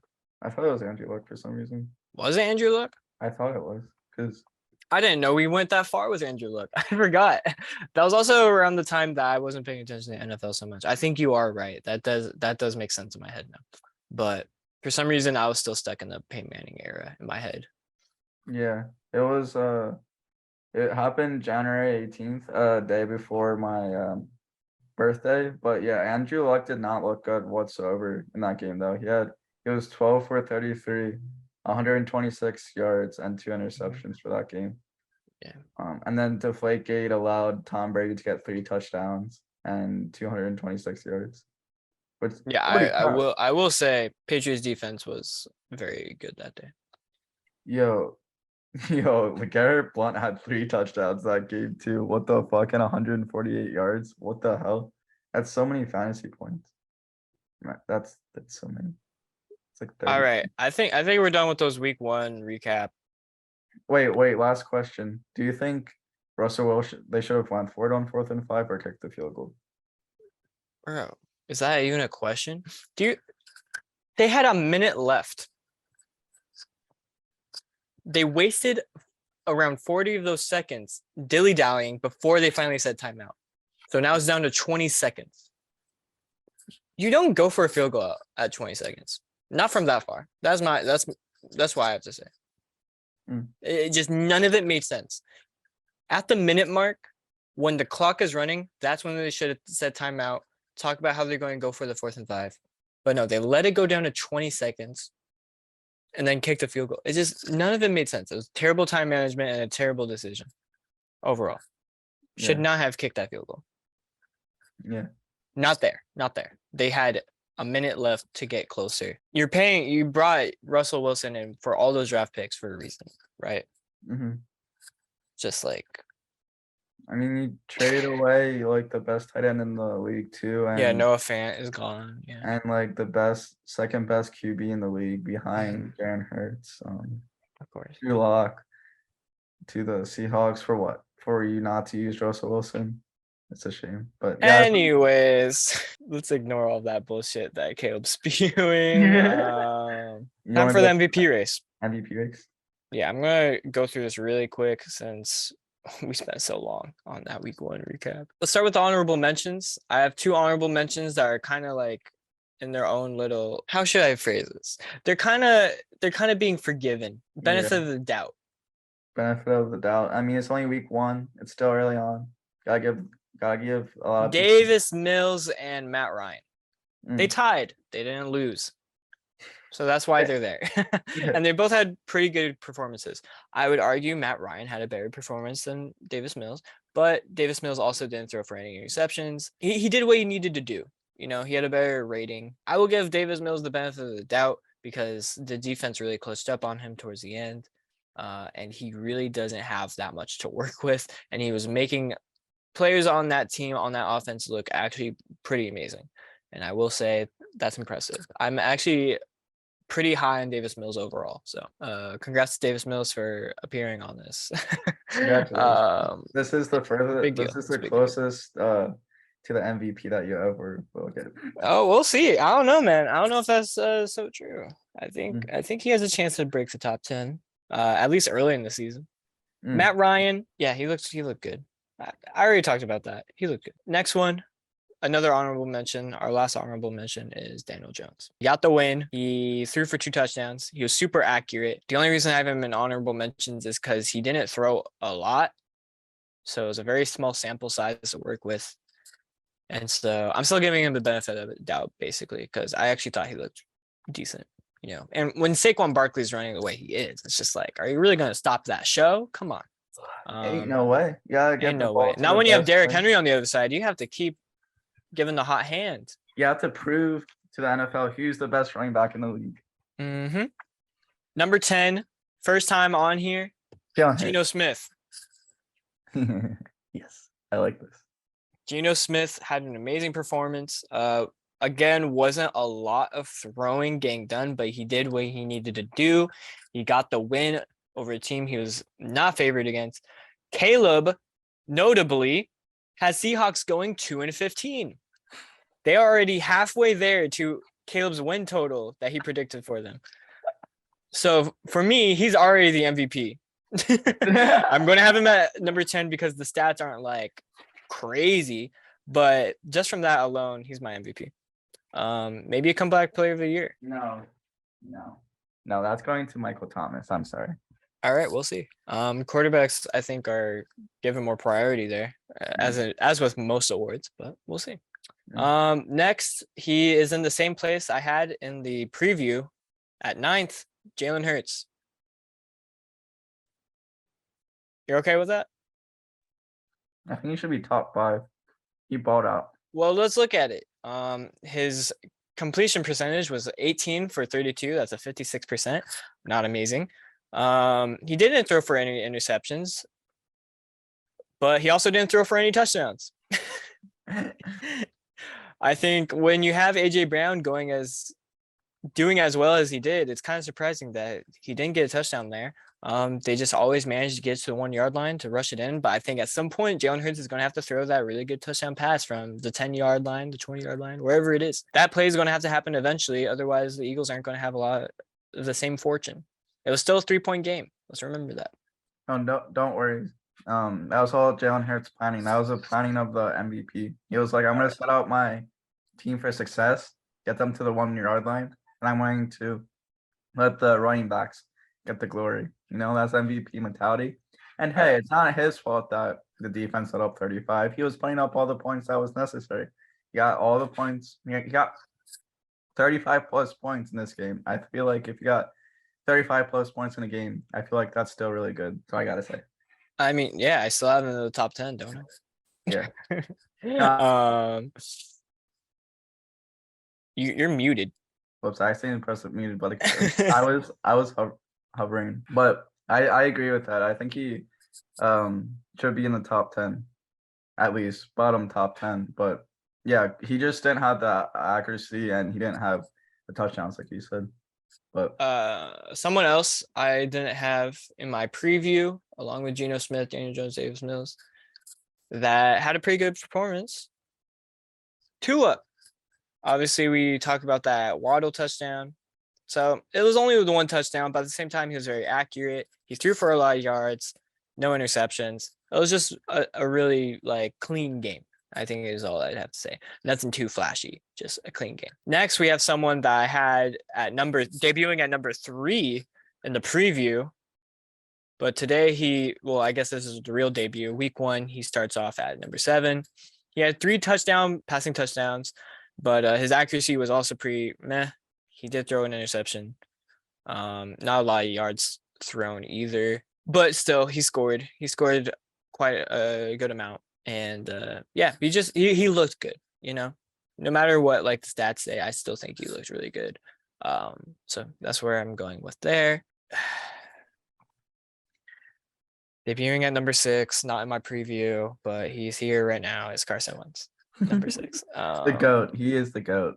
4 touchdowns, 2 interceptions, fairly accurate, over 300 yards passing, only sacked twice.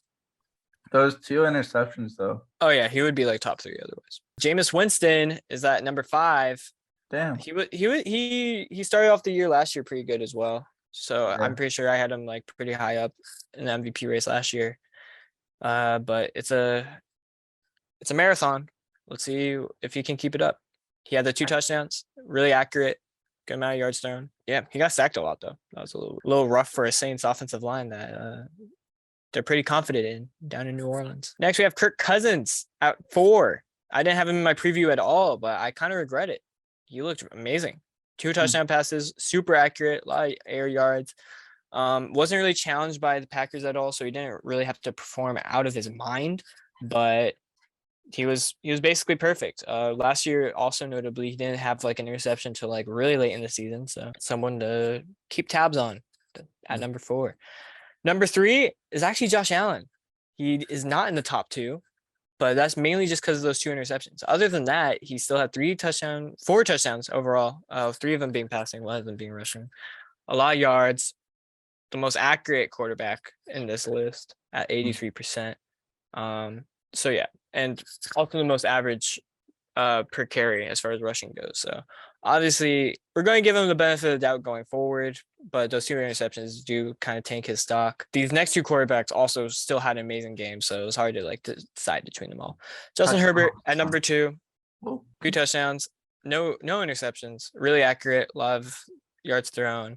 He got the job done there. It was an amazing performance from Justin Herbert. And then of course Patrick Mahomes, one of the greatest performances of his career. 5 touchdowns, 360 yards, 76% completion, 9.2 average yards per completion, a rating of 144.2. That's insane. That's almost a flawless game. I think that's like 13 away. No, 14. 14 away from a flawless game. It's insane. I don't even know how you can get to a flawless 158 rating. Just probably more yards, more touchdowns. Yeah. But that's crazy. Yeah, maybe a better average. I don't know. That's the end of the MVP race. Any comments? I agree with you. Oh, cool.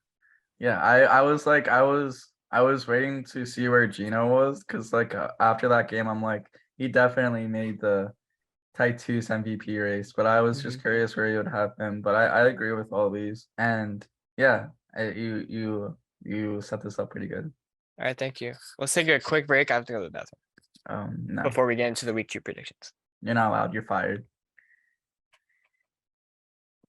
Hey guys, this is my podcast now. To update you guys, there won't be any Tytoos show reactions, or no, there won't be any Tytoos show for the next couple weeks, because he's in Detroit, Michigan, and he's going to Toronto, Canada, and yeah, so there won't be any live stream, as you can tell that there was not one on Tuesday a couple days ago, but I'm going to try to live stream. I think I'm going to try to live stream a little bit tonight, depending on when I get this like League of the Wings podcast done. Titus is he's just a little bitch. No, I'm joking. But yeah, that was just a little update on the live streaming fiasco.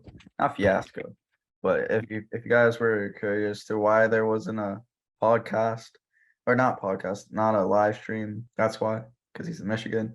If any of the loyal fans are even this far, I don't even know if you guys watched till this point, because at this point it's almost an hour out, or almost 2 hours. Yeah, I don't know if you guys are interested in football, the guys, or to the people who do watch the live stream. I got this little duck at a bar. I got 2 little ducks, but it like squeaks. Wait, I'm trying to make it squeak. It's like a little chirp. I'm trying to make it. The other one like squeaked really well. I don't know why this one's not squeaking. But then I have a green one, and I put it on a silver giraffe. So this is my next art project, or next art piece of artwork. I'm selling this piece for $1 million, and yeah, to the highest bidder. Actually, the bidding starts at $1 million. I call this the Tytoos, and this is how I see Tytoos all the time. Take that as you will, but I guess I'm gonna start. I'll talk about the Eagles until Titus comes, because I didn't talk about the Eagles as much as I would have liked. I talked about the Eagles a lot, actually. I crossed off all the points that I wanted to cross off, but I also wanted to add to that our running offense is still really good. It's still where it was from where we left off last season. The number 1 running defense, or running offense. I mean, number 1 running offense. I don't know where we stand in the standings of the offense, or the running offense. I don't know if we're still number 1 or where we're at with that, but we were number 1 last year for a while. We got to over 160 rushing yards, which was crazy.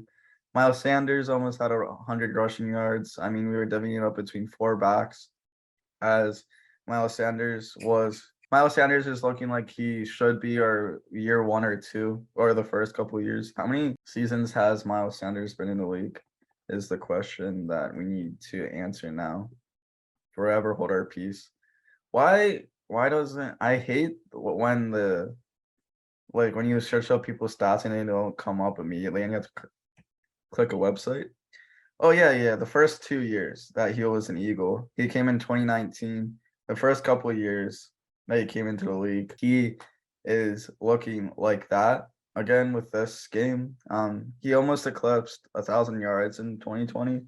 And again, like we hadn't had a 1,000-yard rusher since McCoy in 2014. Same with 1,000-yard receiver. And he was in the offensive rookie race, a little stomach aches. But Michael ended up winning. No, Lamar Jackson ended up winning it.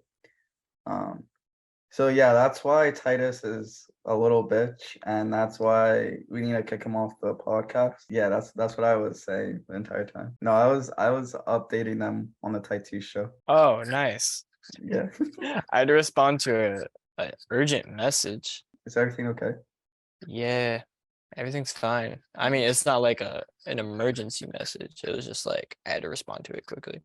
Yeah, nothing dramatic. Unacceptable. You're fired then. That's why it took me a second. But yeah, I just ended up talking about the Eagles too. Oh, nice. All right, let's get into week 2. Let's end this podcast. Yeah, fuck this podcast. I think I know who you picked because it bolded when I typed it in. Yeah, no. That's That's not how it works. uh, It was just because I duplicate like the week 1.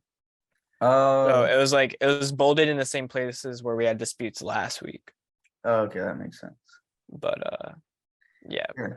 we definitely have disputes for some of those. I was like, wait a second, how the fuck didn't we have a dispute for that? I'm like, towards the end. Yeah. But the first game of the week 2 is Kansas City Chiefs versus Los Angeles Chargers. I had the Kansas City Chiefs winning. Explain. I think Patrick Mahomes is on a hot streak, and it's hard to stop Patrick Mahomes in the month of September. I think last year was the first September where he threw a singular interception in the month of September. I think he had like 4 straight years, not 3 or 4. I don't know how long he's in the league, but it was a certain duration where he just didn't throw any interceptions in September, but he finally threw one last year, I believe. But he's starting this September off strong with 5 touchdowns, 0 interceptions. And I feel like he's just going to carry that into this game and get 5 more touchdowns. Because I think it's going to be a shootout against Herbert. I think it's going to be a Herbert Mahomes shootout like we've expecting or hoping for, with Herbert coming into that division, hoping that there's going to be this rivalry, hoping that it's going to be like a Peyton Manning, Tom Brady rivalry, but it's not there yet, obviously, but that's why I have the Chiefs winning. Wow. Feel like my TED Talk? Yeah, that was amazing, man. I have the Chargers, but you gave me a pretty convincing argument, I will say. Mm-hmm. I think it's very close. I think it's close too. Sorry. The way I look at it, no, it's fine. Chargers faced more of a challenge last week than the Chiefs did. I think the Chargers are more prepared because they already had to deal with a division rival. They got that out of the way. It was a close game, you know. Herbert had to stay in it the whole time, basically. Mahomes didn't play the whole game. He got, switched out. But got benched because of how bad he was playing. Yeah, so bad. But no, I just think the Chargers will have more of the streak. We're talking about how Mahomes has a streak, but like I don't even look at it as more of a streak, more so than like, wow, he just fell into like a really good week 1 matchup. I think he has to prove it a little bit more. I think it'll be a close, exciting game. I'm really excited for that. Also because I have Travis Kelce, so fantasy implications. I'm really excited for Thursday night. But I got Chargers overall. I like it. I agree. Hopefully close and high scoring, but might not be. Who knows? Might not. Next, we have Sunday morning, Baltimore, Miami. I didn't think that they started Sunday mornings this early. I forgot. I always forget how early they start Sunday morning games. I always think, for some reason, that it's like mid-season sort of thing. I got Baltimore winning in a close game against Miami Dolphins. I think this is going to be a very, very close game throughout the entire game, and I think this is going to be Defensive game as well. I think it's going to be low scoring, and I think it's going to be up to Tua and or Lamar to see who can battle it out and make the last second, or who can make a couple clutch plays to win it out. So I think it's going to be a very tight matchup and close matchup. But I think Lamar Jackson, just because of experience, he's going to throw a couple more balls, maybe make a couple more reads, make a couple more runs, get a couple first downs, and I feel like just due to him being a veteran, I think he's going to be able to close out this close game. Yeah, I'm not gonna say it's because of experience, but I think it's just Baltimore's a better team overall. Yeah. I think Miami has a great defense, but Baltimore's is a little better. And I think obviously Lamar Jackson is just a better quarterback. So that's where I think it lies, not even from experience. I think Tua's as experienced as he needs to be in order to like really ball out, you know. If this was playoffs, I think I'd answer a little bit differently, obviously. But I think the Dolphins just need like a little bit more added to their team to really like, for me to really believe they're like a favorite amongst this conference.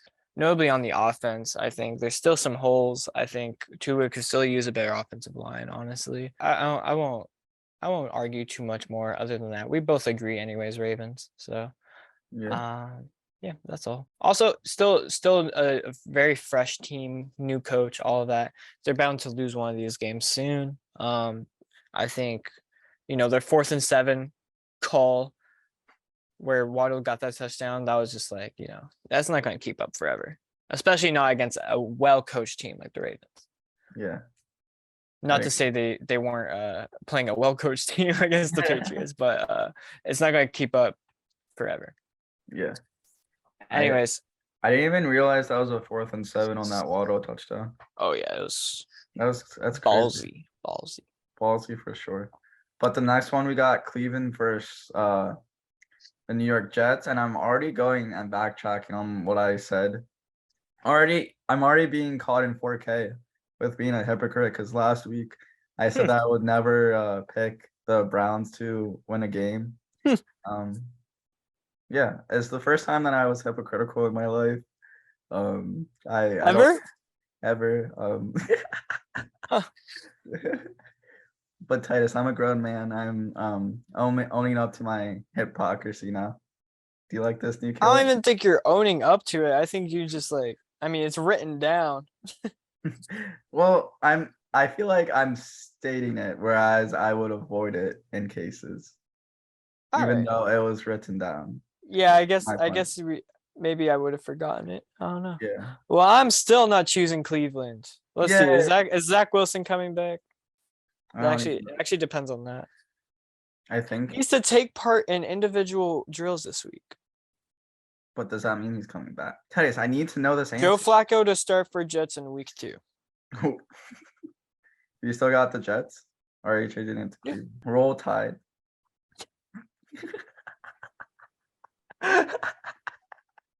What? I just like saying that at random moments. I just find it so funny. Well, okay. Same thing, right?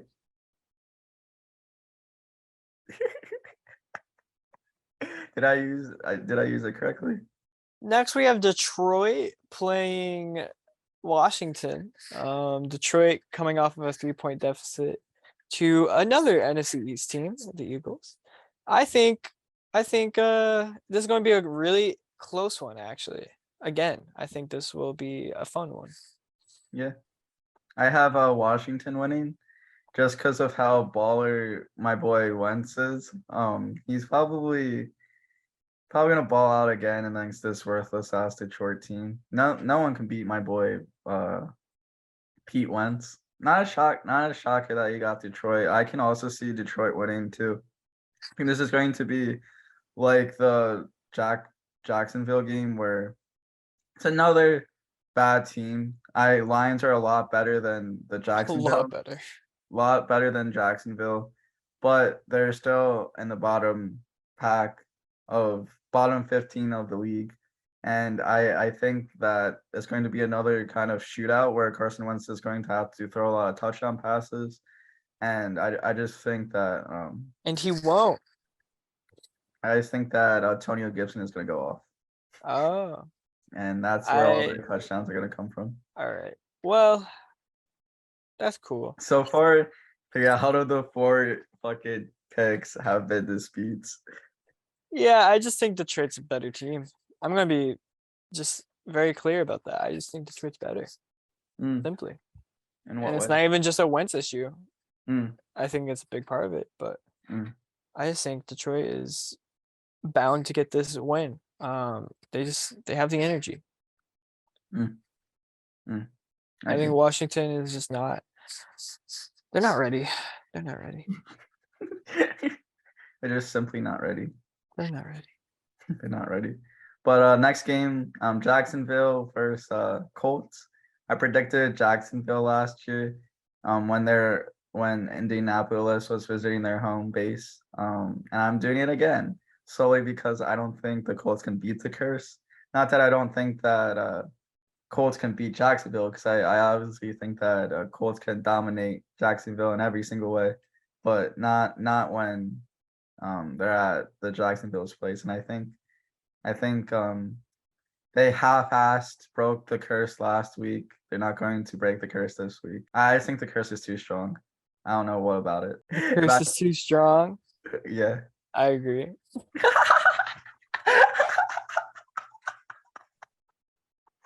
But this is fine because this is exactly how I played it out in my predictions to start the year. I thought their first loss would come to Jacksonville. I mean, we didn't lose to the Texans, so it's still kind of playing out the way I thought. I think we will end up beating Titans and Chiefs in the next 2 games, and so we're used to slow starts. I think obviously we don't want to be losing against a divisional rival at any point. That is very bad, but it happens. It does happen. I We'll mean, make up for it. We'll make up for it in the run later. And I think our division is not going to be as competitive with Titans. I don't think they're going to be doing as well. Still competitive, but not as good. Yeah. Hey, it's gonna be an interesting season. Excuse Okay. me. I should have. I'm sorry. I should have put on mute. That was rude of me. But at least you weren't talking.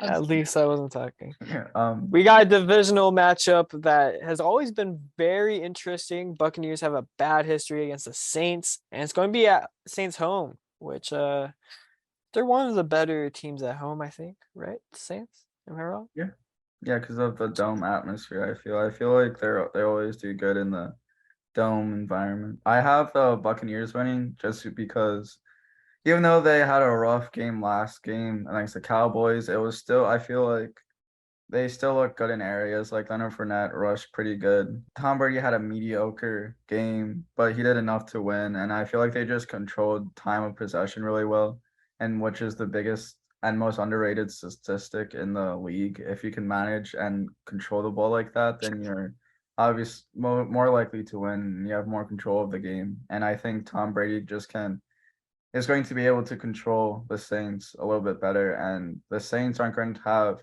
their way like they did against the Falcons. And if they go up, or if they go down, if the Saints go down bad and have to climb up against a deficit like they did against the Falcons, I don't think they're going to be able to come back against Tom Brady, because Tom Brady is the best game manager in the league, and I think he's going to be able to, with a big league, not even a big lead.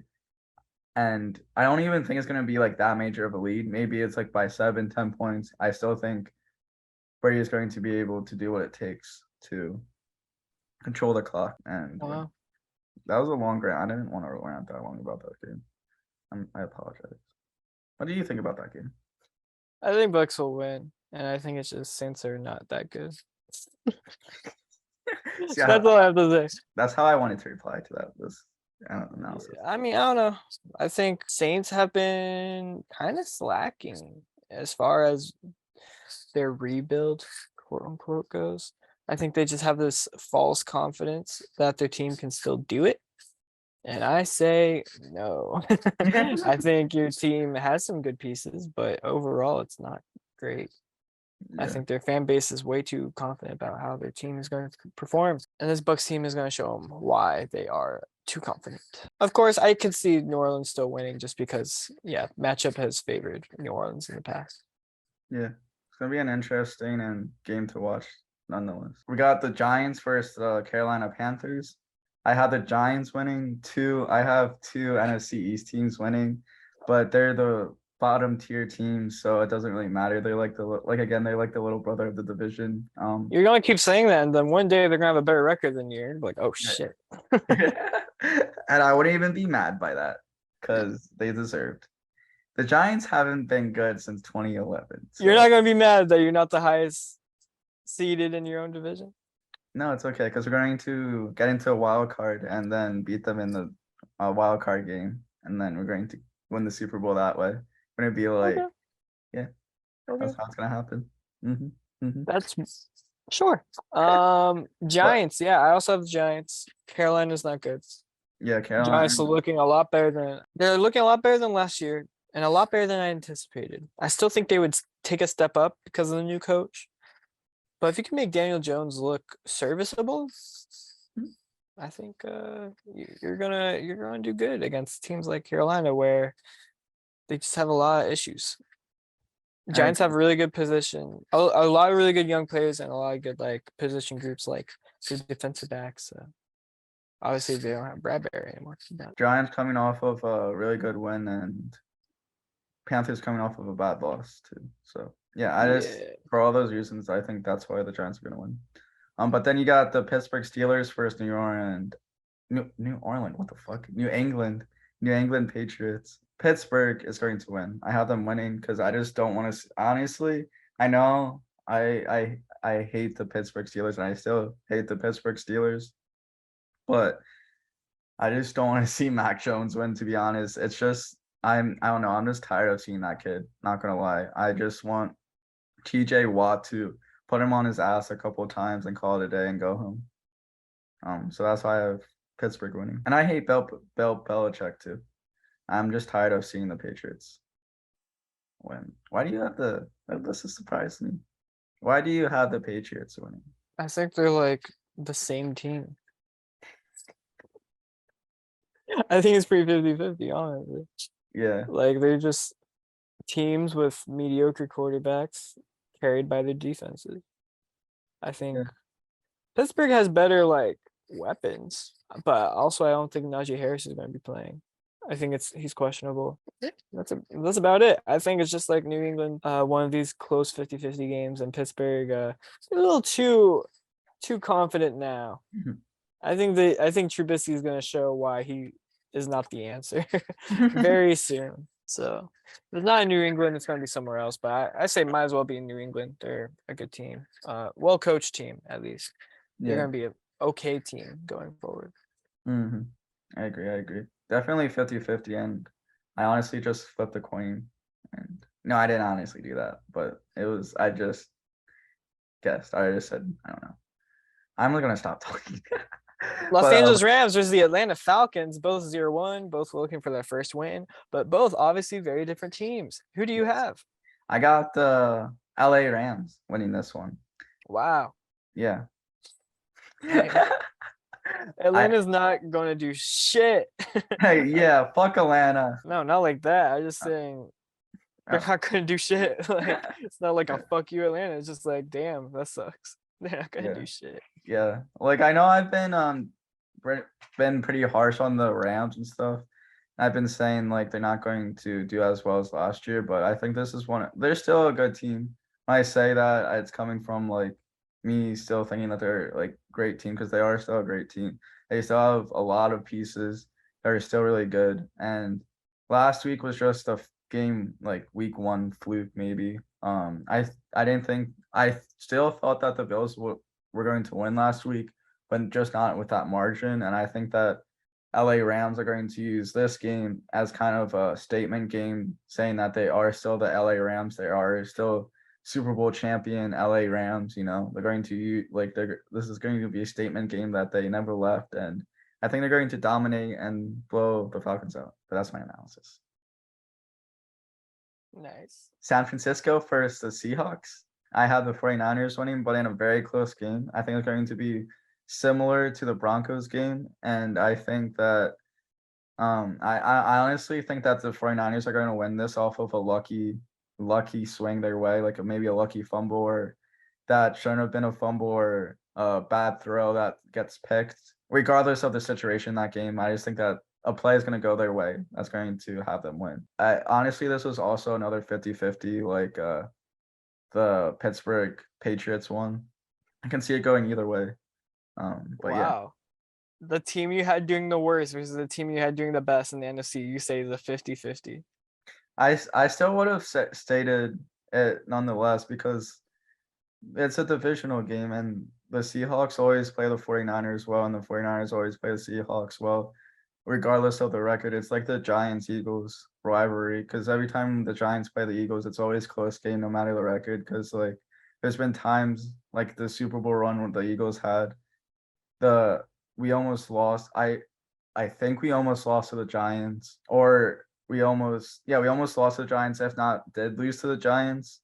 The Super Bowl. No, we didn't lose to the Giants Super Bowl run, but we came close. We had to have like a 61-yarder to beat the Giants, and we almost lost to the Giants again. But last year, the Giants beat the Eagles despite the record, and I think we split the division with them. But this is just reminiscent of the Eagles Giants kind of game where it doesn't really matter the record, it doesn't matter their position. If one's favored to win the Super Bowl and one's predicted to go 32, I still think it's going to be a close matchup nonetheless. Seahawks beat 49ers both times last year.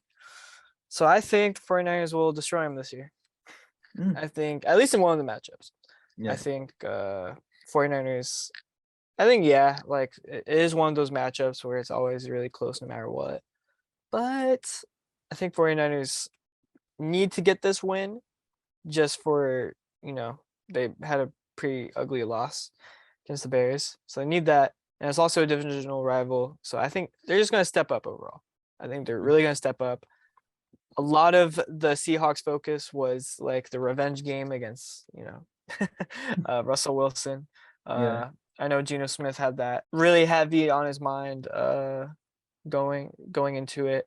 And so I think the mentality for San Francisco is going to be more urgent coming into this matchup, whereas Seahawks will kind of be a little bit more lenient. Yeah, I think it might be an ugly loss for the Seahawks. We'll see what happens after that. They could either spiral out of control or they just get humbled and then continue to play their best. But we'll see. I think San Francisco, it's only up from here, from 0-1. So yeah, this is their rock bottom. Sure, could get a lot worse, but we'll see. Yeah.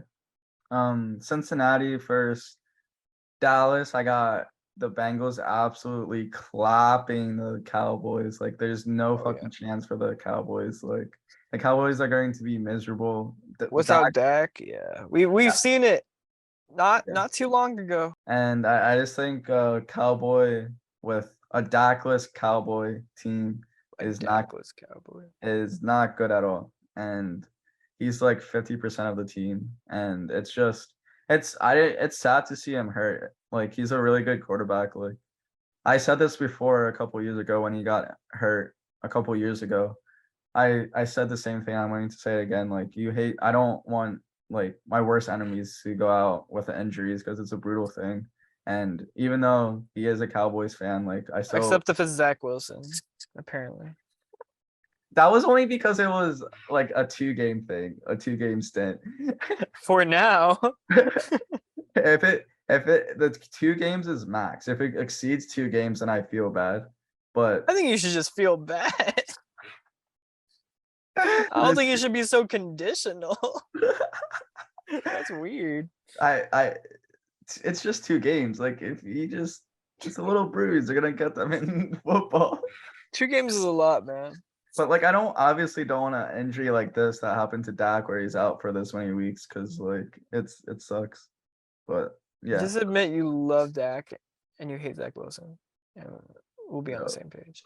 No, never. That's what it sounds like to me. It sounds like you just are in It's love with Zach. conditional. It's, Which one? Which one's on your fantasy team?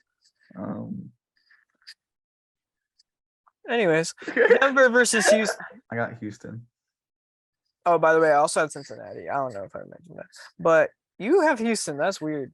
Why? because they almost beat the Colts, and I just think it would be really funny if the Texans beat the Broncos. And Trey's gonna be so pissed.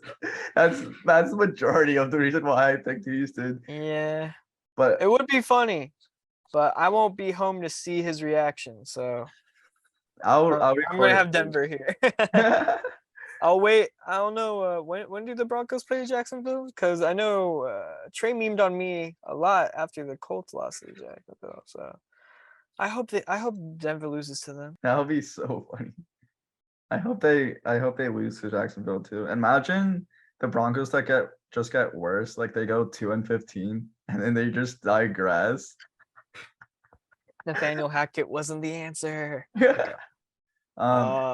Arizona Cardinals versus LA, or not LA, LB. I have the Cardinals winning just because I don't know. I think it's going to be a shootout, but I think Kyler is going to make a couple better plays and win it for the Cardinals. One of these teams are going to be 0-2. That's crazy. It's going to be Chandler Jones will be playing his old team. Interesting. And I think it'll be a similar case with the Seahawks against Russell Wilson. The Cardinals are just going to clutch up against him and be like, fuck you. Fuck you, bitch. But at the same time, I can definitely see Vegas winning. I actually think it's more favored in Vegas' side, but I will still choose the Cardinals for the story. Yeah, that's kind of why I chose the Cardinals as well. But I agree. LA or LV, I don't know why I keep saying LA. LV is still a dangerous team. And oh yeah, they will get their wins later, very soon. Just it's gonna start out rough. So Chicago Bears versus Green Bay Packers. This is my second big upset of this week. I have first one being Houston beating Denver, but now I have the Bears beating the Packers because I want to at least try to. What the fuck? What the fuck? I didn't think that you picked the Bears. Why do you pick the Bears? Forget what I was about to say. You did too. I wasn't expecting. You explain yourself. Why does it have to be on me? I don't know. I just thought it was surprising. I thought you were gonna pick the So Packers. you can have big upsets, but I can't. No, I just wasn't expecting this one for some reason. I just wasn't. You just wanted all the attention. No, I just wasn't. I wasn't expecting you to pick this upset out of all of them. I thought you would pick like a different upset. You know, I haven't been hyping up the Packers at all. Yeah, I don't know why, but yeah, my reasoning is just that I think Green Bay is a shell of what they used to be without Devontae Adams, and I feel like even though we were talking about how Packers usually have one of those games where they get blown out once per year. Yeah, mainly you. You were defending the Packers, and now you have this upset. Yeah, that is true. But yeah, even though I was saying those things about the Packers, I think it's going to carry on to this divisional game, and I don't think that Rodgers is going to be a bear killer as he once was, and this is going to be the downfall of the Green Bay Packers losing back-to-back divisional games. And I think the Bears, even though it was week 1, they'd still beat the 49ers, and which is still a top 10 team in the league that they beat. I think they can do it again, and I think the Bears are actually a playoff team, gonna win the Super Bowl. You think they're a playoff team? I'm not ready to give them that, but I think they'll be 0.500. Yeah, I'm leaning towards 0.500. They could be worse though. I mean, Packers just, yeah, I think they need to go down bad before. I think it'll be like Chiefs last year, like a really, really bad start over multiple weeks, and then they'll start to climb their way back. But for now, they're going to have one of their back-to-back divisional rivals actually beating them. Yeah. I think that'll be good for their development. Good story. Good story. Just like I'm predicting the script, basically. Yes. That's all it is. It's not even down to skill.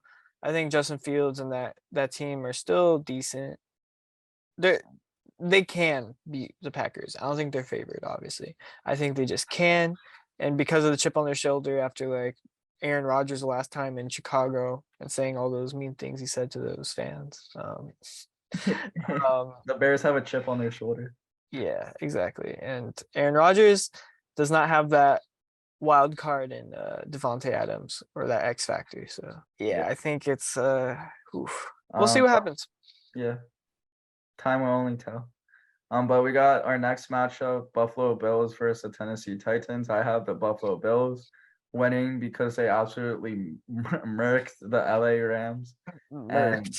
And I feel like the Titans are coming off a bad loss, a missed field goal, losing to the Giants last week. I feel like the Titans are still a decent team, but I just don't think the Bills are just it's literally just the matter of the fact that they're the best team in the league right now. Right. And I don't think anyone's going to stop them anytime soon. So I think they're going to carry this momentum very far. So that's why I have the Bills. I also have the Bills, of course. Fuck the Titans. Fuck the Titans. That's all. You got I think it's pretty self-explanatory anyways. It's the Bills right now. Yeah, it's the Bills. There's not much explanation needed. But we got the last Monday night game, Eagles versus the Minnesota Vikings. I got the Eagles, obviously. This is going to be a very tough game. I honestly don't remember the last time we beat the Vikings. Honestly, like it's been such a long time. Was it the playoffs? Oh yeah. The NFC Championship. I forgot about that. I guess that's the last time we beat the Vikings. But ever since then, we just got murked by the Vikings. And I think even before that, we continually just got murked, except for that one playoff. You and the word murked. It's so random. It's so fun to use. It just rolls off my tongue too easily. All right. But I think the Eagles are going to tighten up on their run defense. This is going to be a lot bigger test with Dalvin Cook. And I just think they're going to tighten up with that run defense, and that's going to put them over the top. Because I think the Jalen Hurts and AJ Brown show is still going to dominate. And yeah, so that's why I got the Eagles. You got the Vikings, don't you? You bitch. You know what? Yeah, Vikings look good. Yeah, Vikings do look good after that Green Bay win. Hey, someone's got to, and I think both teams look good right now. I have them both going to the playoffs, actually. Pretty sure. Yeah. But yeah, someone's got to lose, and why not? Why not the Eagles with their home opener? I think it'd be funny. Fuck you. Fuck you. Obviously, I have a lot of confidence in the Eagles going forward. It's just, I think it'll be a fun, close one. Why not? Yeah, I think the Bills will destroy the Titans, just absolutely smother them. It's gonna be So we need a good Monday night game. Yeah, basically. On the I other agree, side. I agree. It's gonna be very close. Yeah, that just about does it. A little fantasy update. It's Brendan, Titus, and I in the top 3 in that order. That's all I'm going to go over. I just wanted to give a little update about the fantasy. I mean, I don't know if you want to say anything, but I just wanted to. I think it's more so me and Brendan in the top 2 than us 3 in the top 3. I mean, if you just look at the point differential, you're a little bit behind. Not by too much. It's only by like. Yeah, but I'm just saying, like Brendan and I are so close. Like we are solidified up there. Neck and neck. Yeah. You still have to prove yourself. I'm just happy I'm in that 3rd spot, honestly, because I didn't think the way that my roster was headed. Yeah, you're gonna quit fantasy, right? Yeah, with Cam Akers being at 0, I'm just happy that I was able to win by that much. Dude, it could have been so much worse. I don't even think you understand how much worse. Look at Thomas's team against me last week. Oh my god. Yeah. Could have been so much worse. Bro, I'm so mad because I was about to switch Patterson out with Cam Akers, but I didn't do it for some fucking reason. I don't know why. I think like I forgot to switch it like last minute. And I could have been in first place all by myself. Yeah. 146 points. Well, yeah, you are it is actually like not just in the standings, but in the final standing projection. That they have on like the homepage. Yeah. You are still in the third spot, whereas I'm in the first and Brendan's in the second. So it's us as the top three Mhm. there Yeah. as well. Yeah. Pretty good. You put you put Steven all the way down to 10 after the beating you gave him. He was at 6 and now he's at 10. That's Trey so- went from 7 to 9. Yikes. Damn. Anyways. I think this is gonna be a good fantasy year. Oh yeah. I literally have the best receivers. Mine are better. Huh? Mine are better. Huh? Oh no, I can't. Mine are better. I don't understand them. Mine are better. Mhm. Did your receivers carry your entire fantasy roster? Wait, what? Did your wide receivers carry your entire roster to number one? Hey, I'm not saying that they carry, but they're still better. Mm, I just have the best roster overall, so yeah.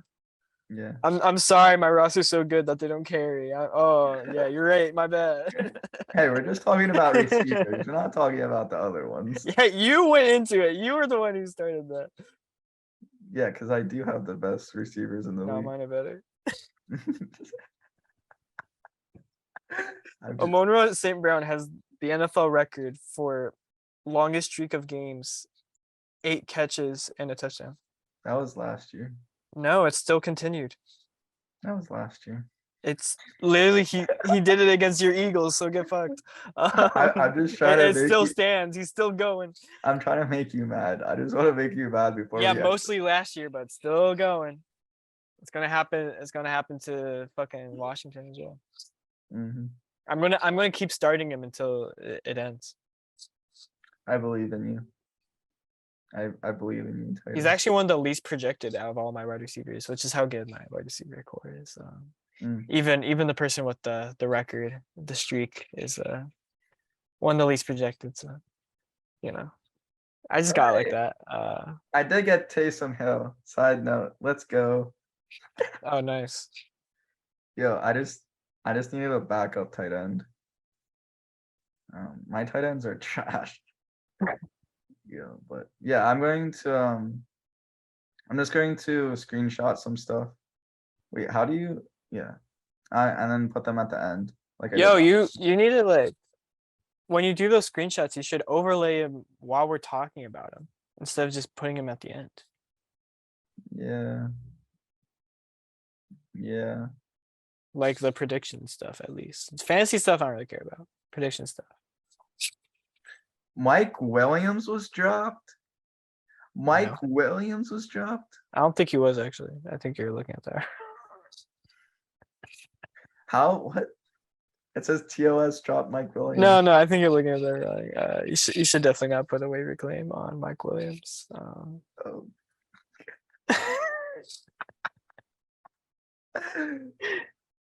Oh my god. That's Yeah. funny. I can't believe Brendan dropped the Steelers defense. Dude, it's so funny. His defense fucking did 5 points. I think it's the Saints. Meanwhile, the Steelers had 25. Do you know how many points he could have had? Oh my god. So many. I think I'm wearing. What is the value of the Colts defense to you? I'm listening. Do you want to do like a little trade? Well, okay, let's discuss the trade on this podcast then. What is it gonna be, huh? What do you want to give me? So what if I give you the Colts defense, right? Wait. Is that it? What if I I'm just down. what if I I'm just down. straight up give you the Colts defense? I'll give you the Steelers defense. What if? Hold on. I'm establishing. Okay. Yeah. How's the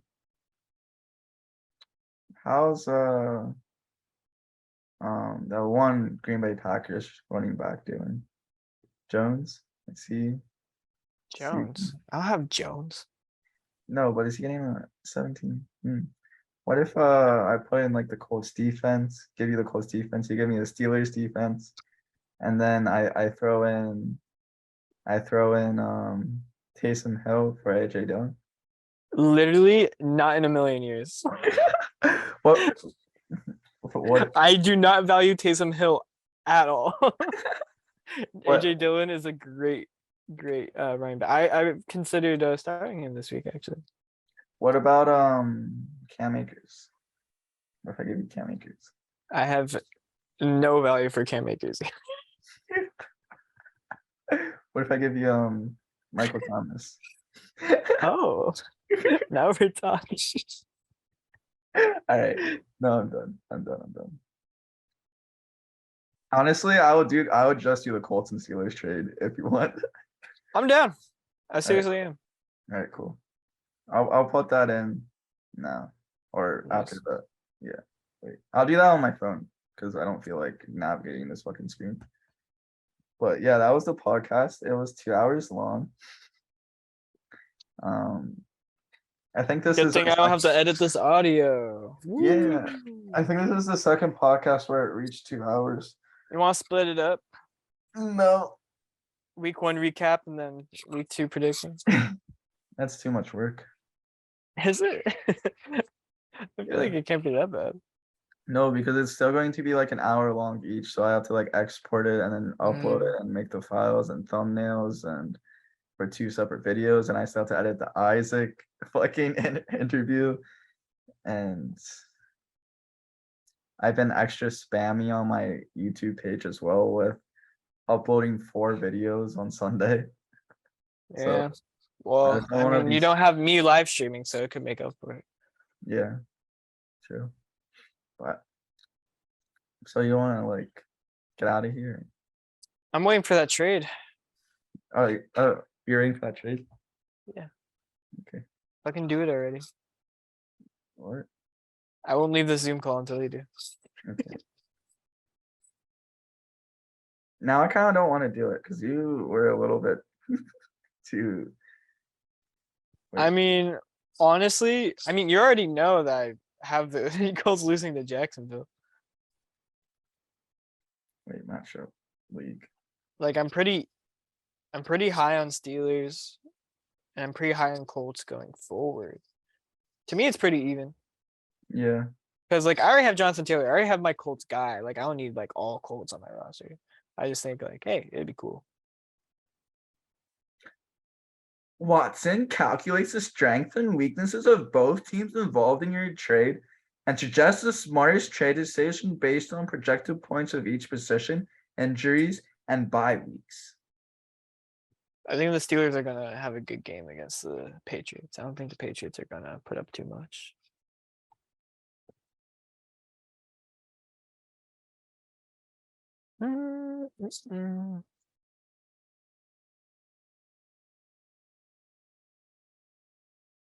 Did that work? I think I got a notification.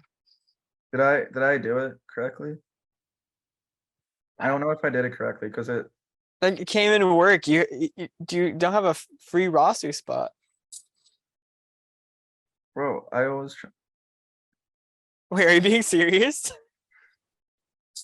What do you mean? I just want to like if I trade away the Colts, I'm giving you the Colts, and you're giving me the Steelers. So why would it be? What are you talking about? What do you mean? The trade that I got was just that I would give Steelers. Oh, okay, yeah, that's what I was questioning because like, okay, I did do it wrong. Okay, so trade. Which next? Wait, I'm countering. I'm countering. Wait. Oh, okay. I know what I did. Okay. Submit. No. Okay, whatever.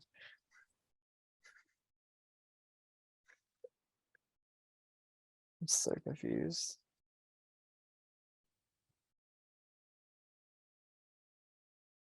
So yeah, now there's 2 trades. I have to cancel mine. I don't even know where I could find mine. Yeah. Oh, cancel it. Wait, did you just cancel yours? No. Oh, okay. I heard you say cancel. All right, I accept it. Interesting. Interesting dilemma. Now I have to go. I have to go and Go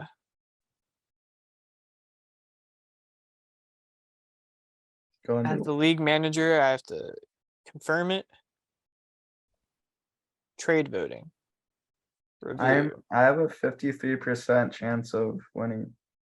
Projected 109 points. And the other Caleb, I'm fighting the other Caleb in fantasy, and the other Caleb has 103.7 points. But I think Kyler Murray can beat Joe Burrow. I think Leonard Fournette can beat Eckler. Patterson easily, I think Swift. Cup, I think it's Pittman easy. Adams, I think it's Kurt easy. Hawkinson, I think Zach Ertz. Zach Ertz is going to destroy me. Michael Thomas, I think it's Montgomery. Dubs. Jake Elliott. Dubs. Steelers defense. Dubs. Dubs all around is all I gotta say. That's all I gotta say. Not gonna lie. Wait, I can't believe you like folded on the Colts so quickly. I thought you were going to hold that over me for a while too. Nah, I didn't. It was just basically if I got Jonathan Taylor, I would hold that over your head a lot. That's the only thing. If I did, I don't really care about the Colts defense. I just thought it was funny. Hey, say what you will about their performance against Houston, but they still had 8.5 points. Yeah, like I think for the Steelers, I was thinking about getting the Steelers, but I knew that if I dropped the Colts, you would just pick up the Colts. So I was like, why don't I just? So this basically the same thing happened. Yeah, it's basically the same. But yeah, but yeah, this is such a long podcast. I'm editing it. Well, Got any last comments? nope. Are you sure? I'm good. Are you sure? I'm great. Last call. All right.